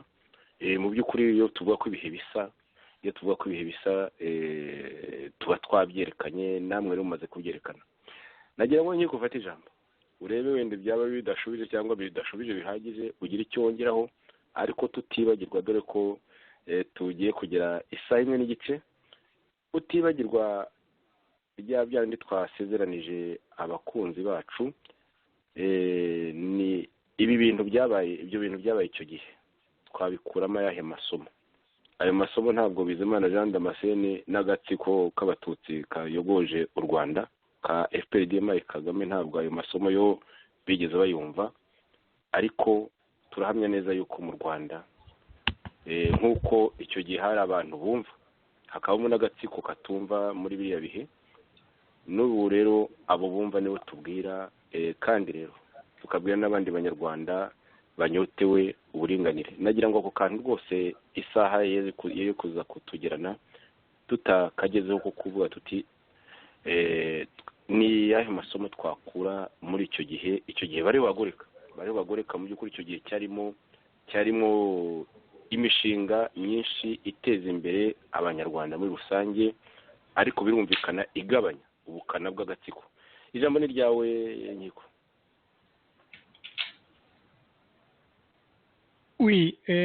urakoze. ntari nafunzeho gato ya mikoro. urakoze cyane rwose. nshimye Ndahayo ukuntu wavuze ko iyo manifeste y'abahutu yaje mu kihe gitekerezo.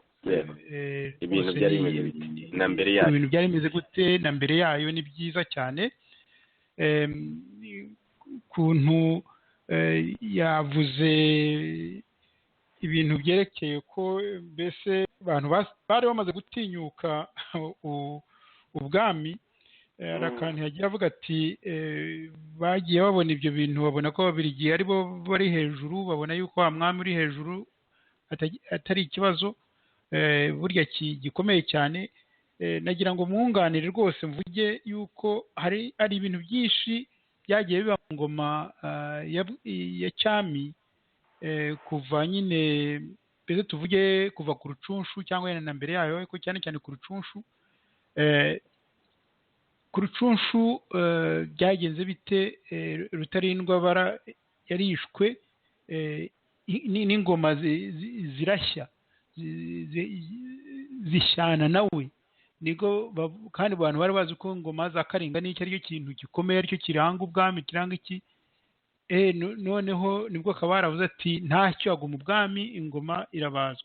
abantu rero bumvisha yuko ya mitsindo, ya mitsiriko ihari ku bwami burya atariyo icyangombwa ari ubutegetsi. icyangombwa ari uko ushobora kugera kuri ubwo butegetsi. ikindi cyaje kuba ni uko n'ubwiru bw'icyo gihe nabwo bamugani nabwo bwararwanyijwe cyane ku ngoma ya Musinga n'abo bakabare n'aba Ruhinankiko. Ikindi kigaragara nanone ni uko nyuma mwibuke ko Musinga baje kumuvana, ubuzi ko umwami babonaga yari afite, abantu babonaga ari nk'Imana, ariko bakamwita Nyagasani n'ibiki byose, ariko muzi ko Ababiligi baje kumuvanaho bakamwohereza i Moba. Ikigabiro cye yari atuyemo niho bubatse kiliziya muri 1955 yaje kwitwa kiliziya ya Kristo Umwami hari i Nyanza. Numva ko iki kintu byahungabanyije imibonerwe na Rudahigwa ubwe, kuko ubundi yari umwami, yaje kubatizwa, aza kubatizwa ni ukuvuga muri kiliziya gatolika, yaje kubatizwa ni ukuvuga ko yavuye mu idini gakondo, kandi niwe wari urirebereye umukuru, mbese navuga ko yari ribereye nk'Imana. Igihe rero yarivuyemo, nabyo urumva ko byateye ikibazo gikomeye, abantu bavuga bati noneho bya bindi byose byubakiye ku bintu bidafashe. Bikubitiraho ko yagiye no kwimikwa, yimikwa ntibanamushyize no muri icyo kiliziya gishyashya ngo yerekane ko nanone nacyo ategetse iyo kiliziya, iyo dini rishyashya atari rya Gihanga, ngo bamwambikire mu ikamba bigaragare. Siko byagenze, yarabatijwe nk'abantu bisanzwe, yaranabyigiye, ku buryo rero abantu babonye abantu bahumutse bakareba ko ubwami uko bwubatse nta kigenda, mbese bakabona yuko nuko Rudahigwa yahiswemo nyuma asimbura Musinga, ntabwo Sabiri bamuhisemo. Bavuga yuko ari Ababiligi bamuhisemo, noneho bakemezwa na classe, bakabyemera. Bavuga ko Musenyeri Classe nawe yashatse izina rya Mutara. Murumva ibyo rero ni ibintu byagiye bigaragara, ku buryo na nyuma no kuri kudeta y'Imwima twarabivuze ubushize, ajyaho umwami Kigeli, muzi ko yavaga inda imwe n'uwari upfuye. Kubona rero inda y'umwami n'umwamikazi ibyara abami babiri ni ikintu kitabagaho. Ubwo nagira ngo mvuge muri bikeya ibyo bintu byose byagiye bituma ubutegetsi bw'ubwami bugabanuka cyane. Uko rero nk'uko nanone biragaragara ko manifeste y'Abahutu uko yavutse, uko yakiriwe, bigaragara ko yakiriwe nabi n'inama nkuru y'igihugu, nubwo kaga komite umwami yari yashyizeho karimo abantu bamwe nyine bari muri iyo komite y'igihugu, bakoranye hamwe n'abari banditse iyo manifeste, bo bari bakoze akazi gakomeye, kandi ubona harimo za proposition, harimo ibitekerezo byiza, ku buryo baza kubigenderaho bakabyiga uko biri, bakabirebaho ibisubizo, byari gusa naho haboneka inzira. Hari nk'abantu yahoze avuga ba Kagame aba Musoni, abapadiri, ariko hari no mu nama nkuru y'igihugu nka Bushayija na Bambandi w'imfura, hari abantu rwose ubona babonaga ko ibibazo uko biri bigomba guhinduka. Atari n'abo bapadiri wavuga na ba Bwanakweli, ari mu ba mbere berekanye yuko hakwiye guhinduka ubwami, bukwiye guhinduka bukaba ubwami constitutionnel, abaturage bagatora n'ibindi. Nawe yari mu nama nkuru y'igihugu, n'uwitwa Karekezi nawe nuko. Mbese urebye hari abantu iyo baza kugira ubwenge, niho ubwo iki kibazo wari Rambera amaze kukibaza ati byabujijwe n'iki kugira ngo izo ndatwa zombi zijye hamwe zirebe ibibazo. Ahubwo se koko zabujijwe n'iki? Iyo birebye koko Abahutu bari bafite ikibazo, bakagira ikibazo kireba Abatutsi ko babaryamira, kireba Ababiligi ko babaryamira. Abatutsi nabo bakabona yuko bafite ikibazo cy'uko Ababiligi babaryamira. Kuki baticaye ngo barebe bati ikibazo noneho nangwa duhuriyeho ni Umubirigi, gute hamwe twakirangiza gute kugira ngo bibonemo inyungu nanjye bibonemo inyungu. Abashobora gutanga iyabukuru rero bari indatwa z'abatutsi bo muri bariya bari bagize inama nkuru y'igihugu n'abandi bose bari begereye ubwami, kugira ngo barebe bati niba koko dushaka kugira uruhare rukomeye muri politiki kugira ngo ababiligi bazagende, ntabwo ni byiza yuko namwe mudufasha kugira ngo bazanagende. Icyo kintu ntibakigize. Urumva ko rero aho hantu iyo baza kujya hamwe bakareba bati dukeneye rwose kujya muri independence twose twibohoye tukayubaka nta kibazo, ku buryo kuko n'ubu na independence byari byanditswe yuko izaba muri 1974 bitinze mu 1979 byari byanditse muri Loni niko bavugaga. Aho rero habuze kuba abantu babona bati ibintu turimo ntaho bizatugeza, reka turebere hamwe igisubizo. Indatwa z'abatutsi zari zifite uruhare rukomeye kugira ngo rufashe indatwa z'abahutu kugira ngo iki kibazo bose ikintu cy'ubuhake bamugani ko cyari kivuyemo, noneho habe nuko kwibohora kw'abantu bose. Iki kintu rero iyo bakigira bari babifitemo inyungu, kuba batarabikoze byatumye icyo bashakaga batakigeraho. Noneho ahubwo iyo urebye baratsinzwe, indatwa z'abatutsi zaratsinzwe kuko zashatse kugumana ibyiza ngo abazungu bagende ariko basige abahutu bakiri mbese nakwita bakitwa abagaragu babo, bakitwa abagaragu babo, aho kureba ko yuko bafite inyungu kandi n'ibihe byarimo guhinduka kandi byaragaragaraga mu manama yose yo ku isi hirya hino no muri Nations Unies, demokarasi yuko abaturage batora n'ibiki byose. Iki kintu rero iyo bagikora ku buryo n'abahutu n'indatwa z'abahutu zemeraga umwami, nta repubulika byaje kuza nyuma ari uko nk'uko mugenzi wacu ndaha yaze kubivuga, ari uko abagaragu b'umwami bavuze yuko ntacyo bapfana uretse kuba bamwe ari abaja b'abandi. Urumva rero aho hantu aho habuze ubwenge butuma indatwa z'abatutsi zita aho zari ziri. Iz'abahutu rero aho zahakinnye, ngewe iyo ureba strategy uzo zakinnye neza, kuko zavuga ziti bafite ikibazo n'abatutsi, twebwe tworoheje revendication yacu ku babirigi, ababirigi badufasha kugabanya ubukana bw'abatutsi. Bo rero bagenda bavuga bati izi nk'uko izi za revendication zacu, ibyifuzo byacu dushaka nuko haba isaranganya, nuko buri wese agira umwanya muri politiki, nuko haba impinduka ikomeye. Noneho nibyo byatumye wa mugani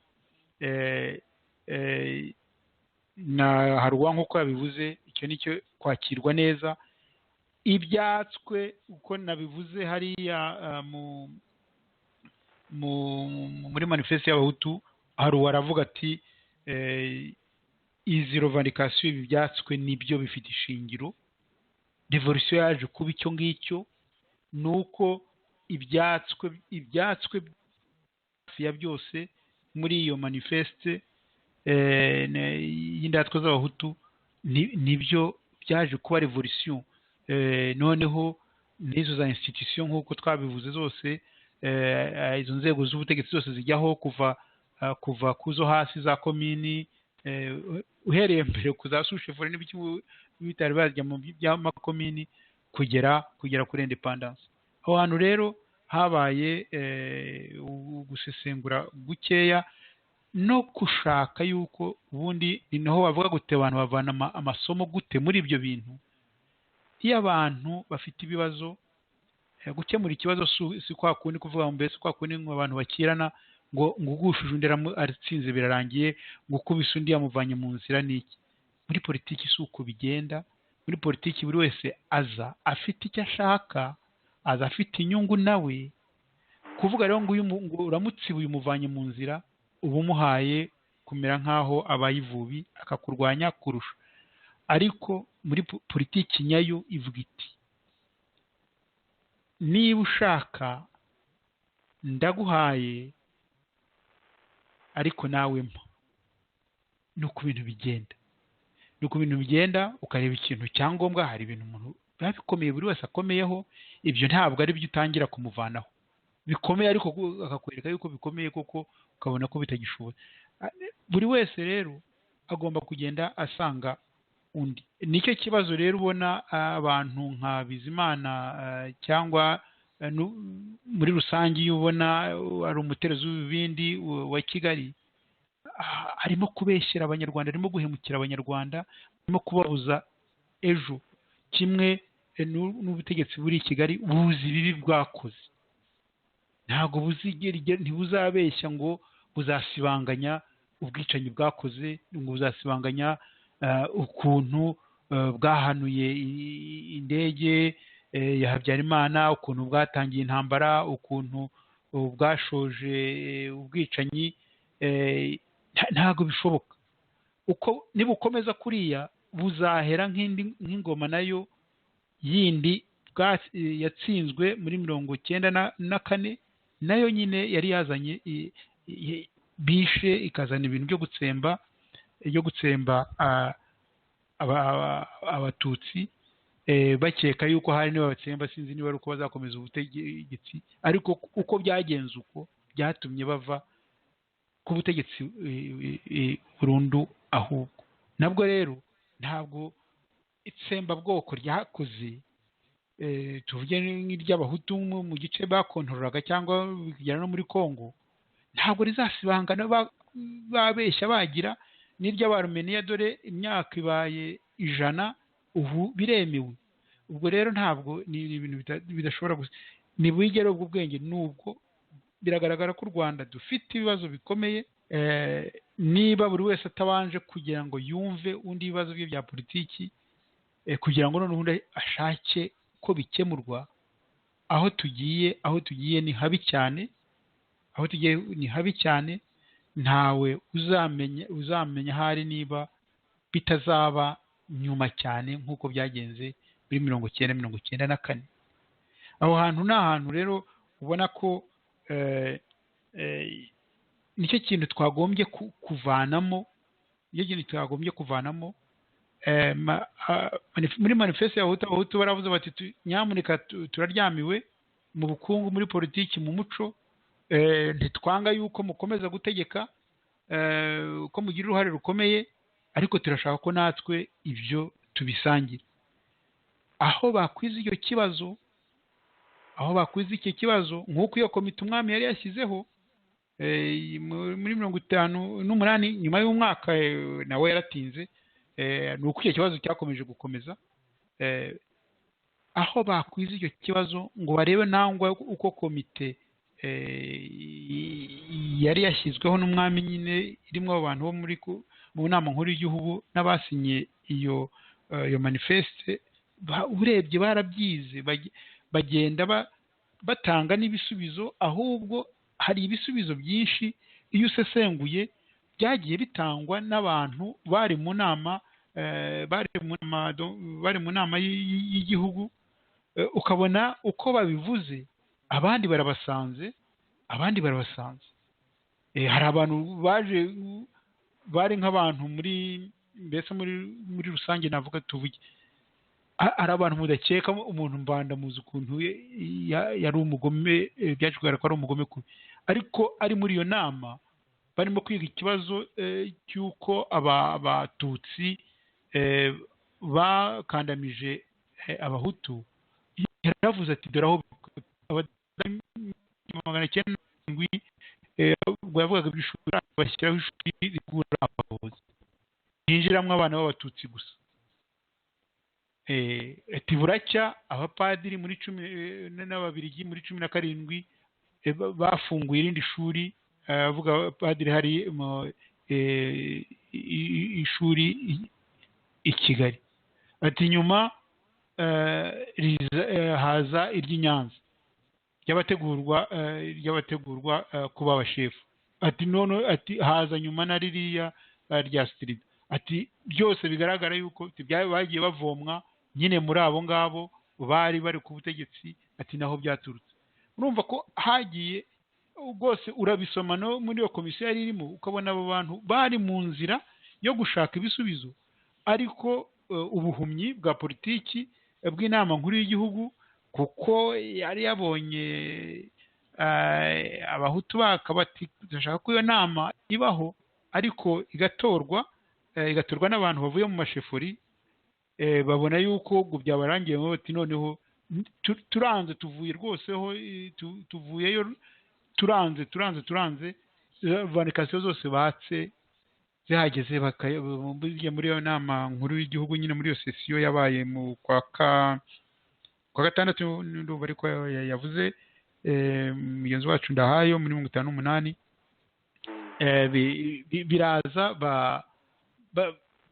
babikubita babitera ishoti, wamugana noneho ikibazo kirakara nk'uko mwavuze, ikibazo kirakara.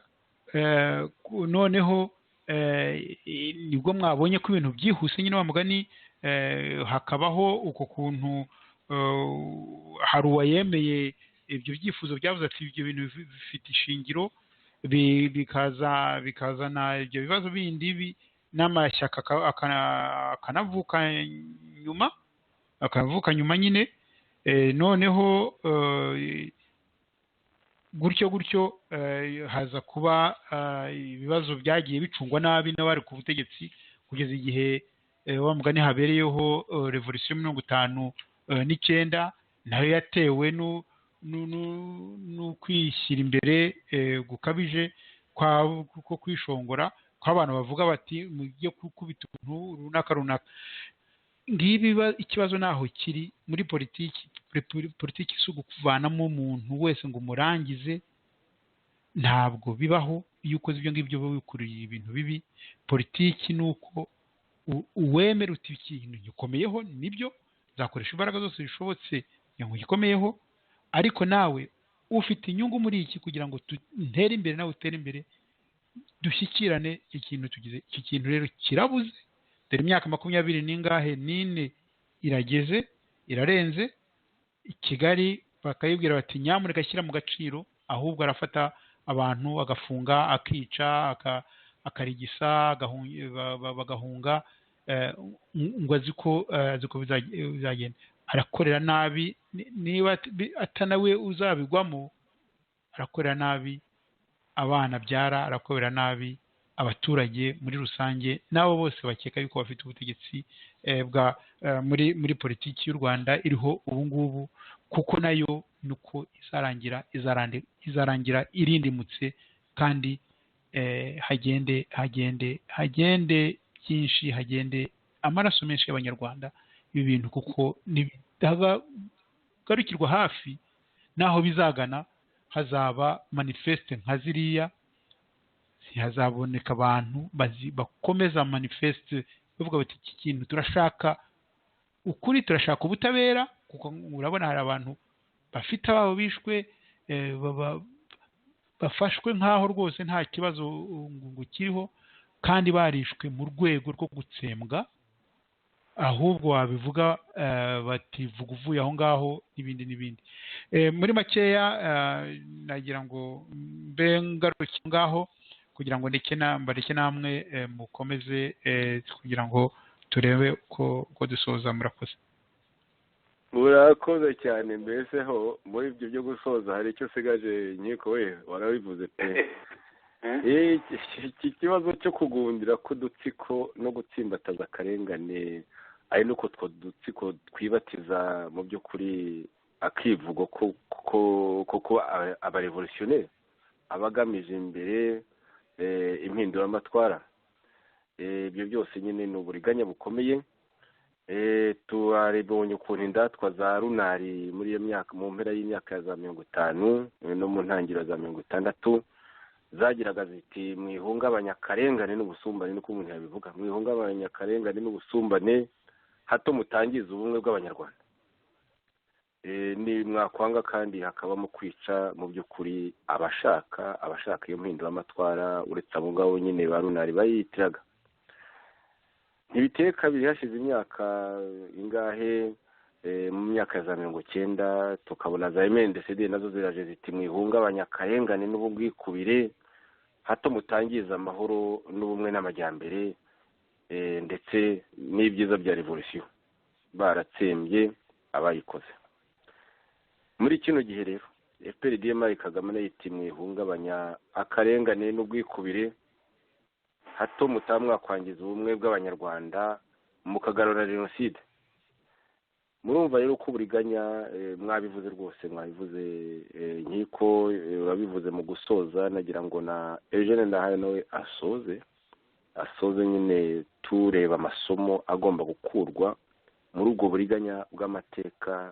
Mu by'ukuri bigaragara ko ayo mateka y'uburiganya agenda yisubiramo, abagaragara ko ari abatsimbaraye ku hake, ku busumbane, ku gukandamiza abanyarwanda muri rusange cyangwa se igice cy'abanyarwanda by'umwihariko, ari bo biyita intwari za revolution, intwari nyine z'impinduramatwara ingizo za muvoma revolution nakunza ngo za revolution mvuguramuco bitagaragaye. Ibyo byose rero ubwo buriganya bukomeza kwisubiramo, kandi nk'uko nkiko amaze kubivuga bumena amaraso y'abanyarwanda, bukangiza n'ibyo abo ngabo baba babeshya ngo bagezeho batanabigezeho bonyine, mu by'ukuri byaragezweho n'abaturage bose muri rusange, kandi bikarangira bangaye, bishe, bahemutse, bangajwe n'abantu bakoze ayo masomo. Rero ntituyibagirwe, yabivuze nkiko Eugene. Niba hari utundi wifuza kongeraho ku byavuzwe, ariko ugana ku musozo cyane cyane wibanda kuri ayo masomo tugomba gukora muri iki gihe, ijambo ryawe urakoze. Urakoze. Ntabwo ndi buvuge byinshi kubera ko yaba nkiko yaba nawe mu kanya mubikomojeho. Wenda buriya tuzagira n'ikiganiro cyihariye cyo kugira ngo ibi byose twagiye tuvuga ku mateka y'u Rwanda nyine turebe icyo twabibyaza, turebe icyo abanyarwanda bakuramo nk'amasomo yo kubaka bundi bushya igihugu cyacu, tukava muri biriya tumenyereye bya havempage by'imivu y'amaraso ya buri myaka ingahe. Ugasanga nyine abanyarwanda barahahamutse, nta ukigira ikintu cyo kumva ko afite uburenganzira ku gihugu cye nk'uko buri munyarwanda wese akwiye kubugira. Icyo nshaka gushimangira ni icyo kintu cy'uko abanyarwanda twabishaka tutabishaka, kiriya gihugu ni icyacu twese. Nta muntu ugomba kuvuga ko agifiteho uburenganzira kurusha undi.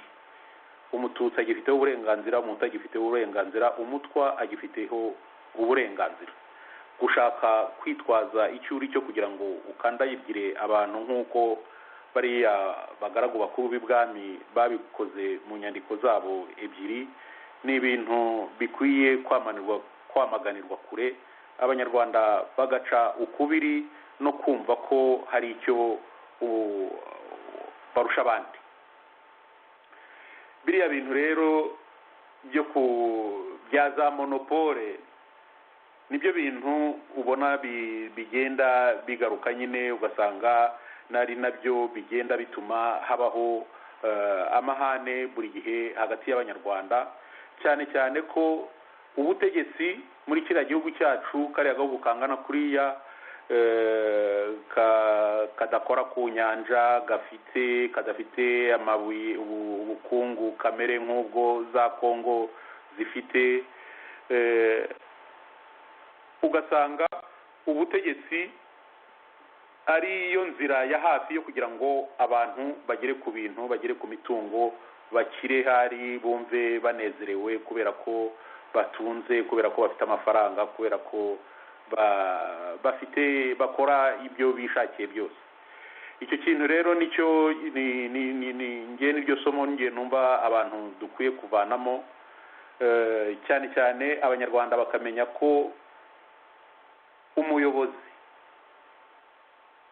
umuyobozi atari umuhashyi, ko umuyobozi aba afite inshingano ahabwa n'abamushyizeho, izo nshingano akazubahiriza, atazubahiriza akavaho bakamusezerera.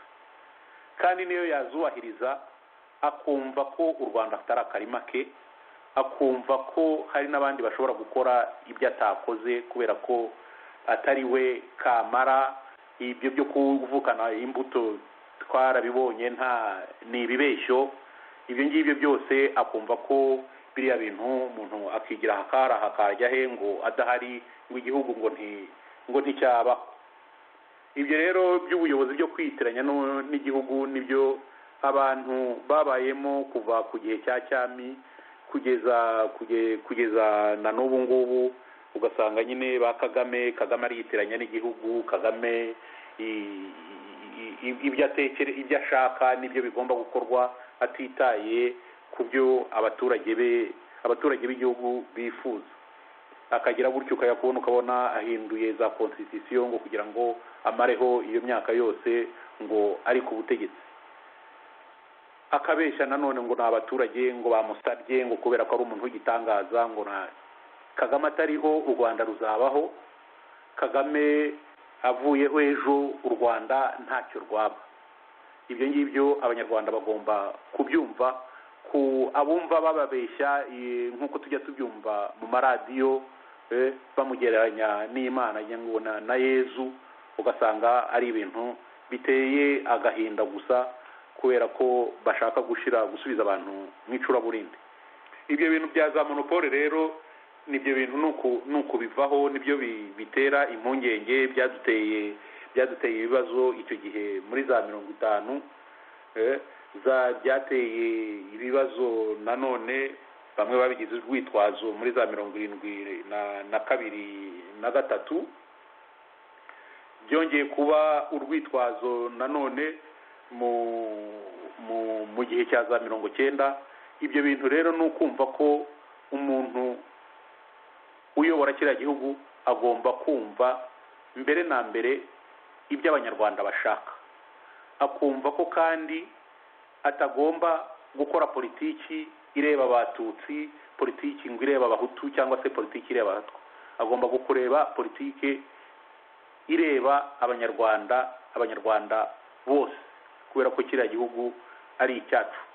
Biriya rero ba Kagame bihaye byo kumva ko ngo batariho u Rwanda rutabaho, niyo madisikuru niho byivugira ngo guhera muri za 59 ngo ntago u Rwanda rwabagaho, ukibaza aho rwari rwaragiye ni cyangwa se icyo yaje kurukoramo niba rutarabagaho. Ugasanga nyine iyo bafashe ubutegetsi abantu nk'abo ngabo bumva ko bari hejuru ya byose y'abanyarwanda, bari hejuru y'igihugu, ugasanga nyine ibyo bakora byose ubutegetsi, l'appareil administratif, politique, économique, ugasanga yose nibo ikorera. Ugasanga abantu nka kuriya uravuga bakaguca umutwe, uravuga bakagufunga, uravuga se ugacirebwa ishyanga.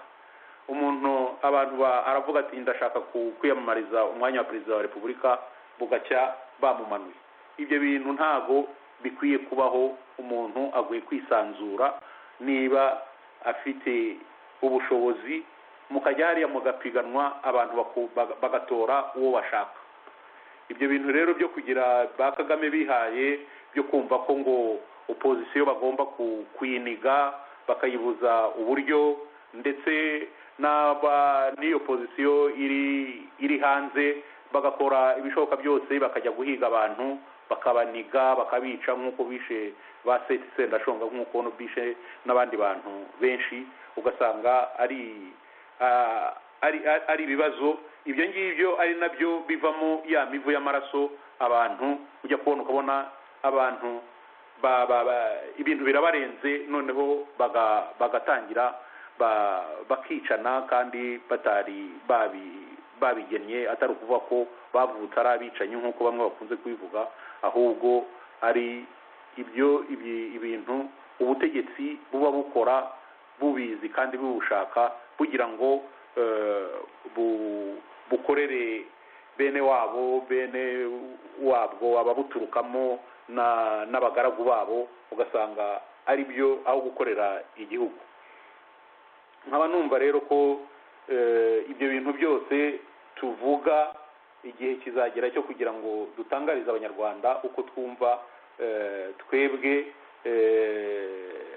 revolisiyo nshyashya yaba abantu bagashyiraho za institution zubaha abanyarwanda, abantu bagashyiraho za mekanisme zituma buri munyarwanda yumva atekanye mu gihugu cye, yumva afite uburenganzira bw'umunyagihugu, ntacyo yishisha, ntawe avuga ngo za DMI avuga iyo ashaka ngo za DMI ziramwumva ngo ziramwumviriza ngo nijoro ngo ziragenda zimushyire ku muniko. Ibyo ngibyo nibyo twumva ko tuzabaganiriza ibi biganiro turi mu gusoza ibi biganiro kugira ngo nyine ayo masomo yose duhereye ku bibazo nyamukuru igihugu gifite, kandi bimwe twagiye tubikomozaho. Ikibazo cy'ubwoko ni ikibazo gikomereye abanyarwanda n'u Rwanda. Icyo kibazo kigomba gushakirwa ibisubizo bikwiye bihuye n'igihe tugezemo. Hari ibibazo bijyanye na demokarasi. Ibyo ngibyo tugomba kureba uburyo abantu bumvikana kuri sisitemu bose bibonamo, noneho iyo sisitemu akaba ariyo twese twinjiramo, kandi iyo sisitemu ikaba nta muntu iheza nk'uko dukunze kubibona mu butegetsi bwashize. Hari ibibazo bijyanye n'uko isi iteye, abanyarwanda bakumva bagomba kuba ingaruzwamuheto ya puissance n'iyi, ugasanga nyine nabyo ni ibintu tugomba gutekerezaho, ntidukore dushimisha umunyamahanga runaka, tugakora ibintu byose dushaka ko abanyarwanda ari bo bigirira akamaro, aho kugira ngo bibagirire abo banyamahanga b'iyo ngiyo bafite gahunda zidafite n'aho zihuriye n'abanyarwanda. Hari ibibazo byinshi cyane tugomba kugira kwipronosaho, tugatanga n'inzira kugira ngo abantu babitekerezeho kandi turebe uko yazashyirwa mu bikorwa. Ndagushimiye cyane Eugene Ndahayo, ndagushimiye cyane Nkiko Nsengimana. Ikino cyari ikiganiro manifeste y'abahutu yanditswe n'indatwa z'abahutu n'iki, mukaba mwerekanye ukuntu icyatumye yandikwa ko cyari gisobanutse, ko ntaho bihuriye na gatoya n'ibikwizwa n'abaja ba FPR Kagame nka Bizimana, Yohani Damascene n'abandi. Mwavuze rwose ku masomo tugomba kubikuramo kugira ngo u Rwanda rutazahora muri gatebe gatoki runacura imiborogo, ko ineza imibereho myiza y'abanyarwanda ari igomba gushyirwa imbere, bityo impinduka ikaba impinduka nyakuri, itari ya mpinduka yagiye yitwazwa n'utwo dutsiko mu by'ukuri tugamije kuguma ku ngoma y'agahotoro. Nshuti rero muduteze amatwi, yari Ngarambe Joseph wabateguye kino kiganiro n'abatumirwa bagejejeho neza cyane nk'uko bisanzwe, ari bo Ndahayo Eugene na Nkiko Nsengimana. Muraraharyana rero aho bwije n'aho bukeye, muhahe mugwize.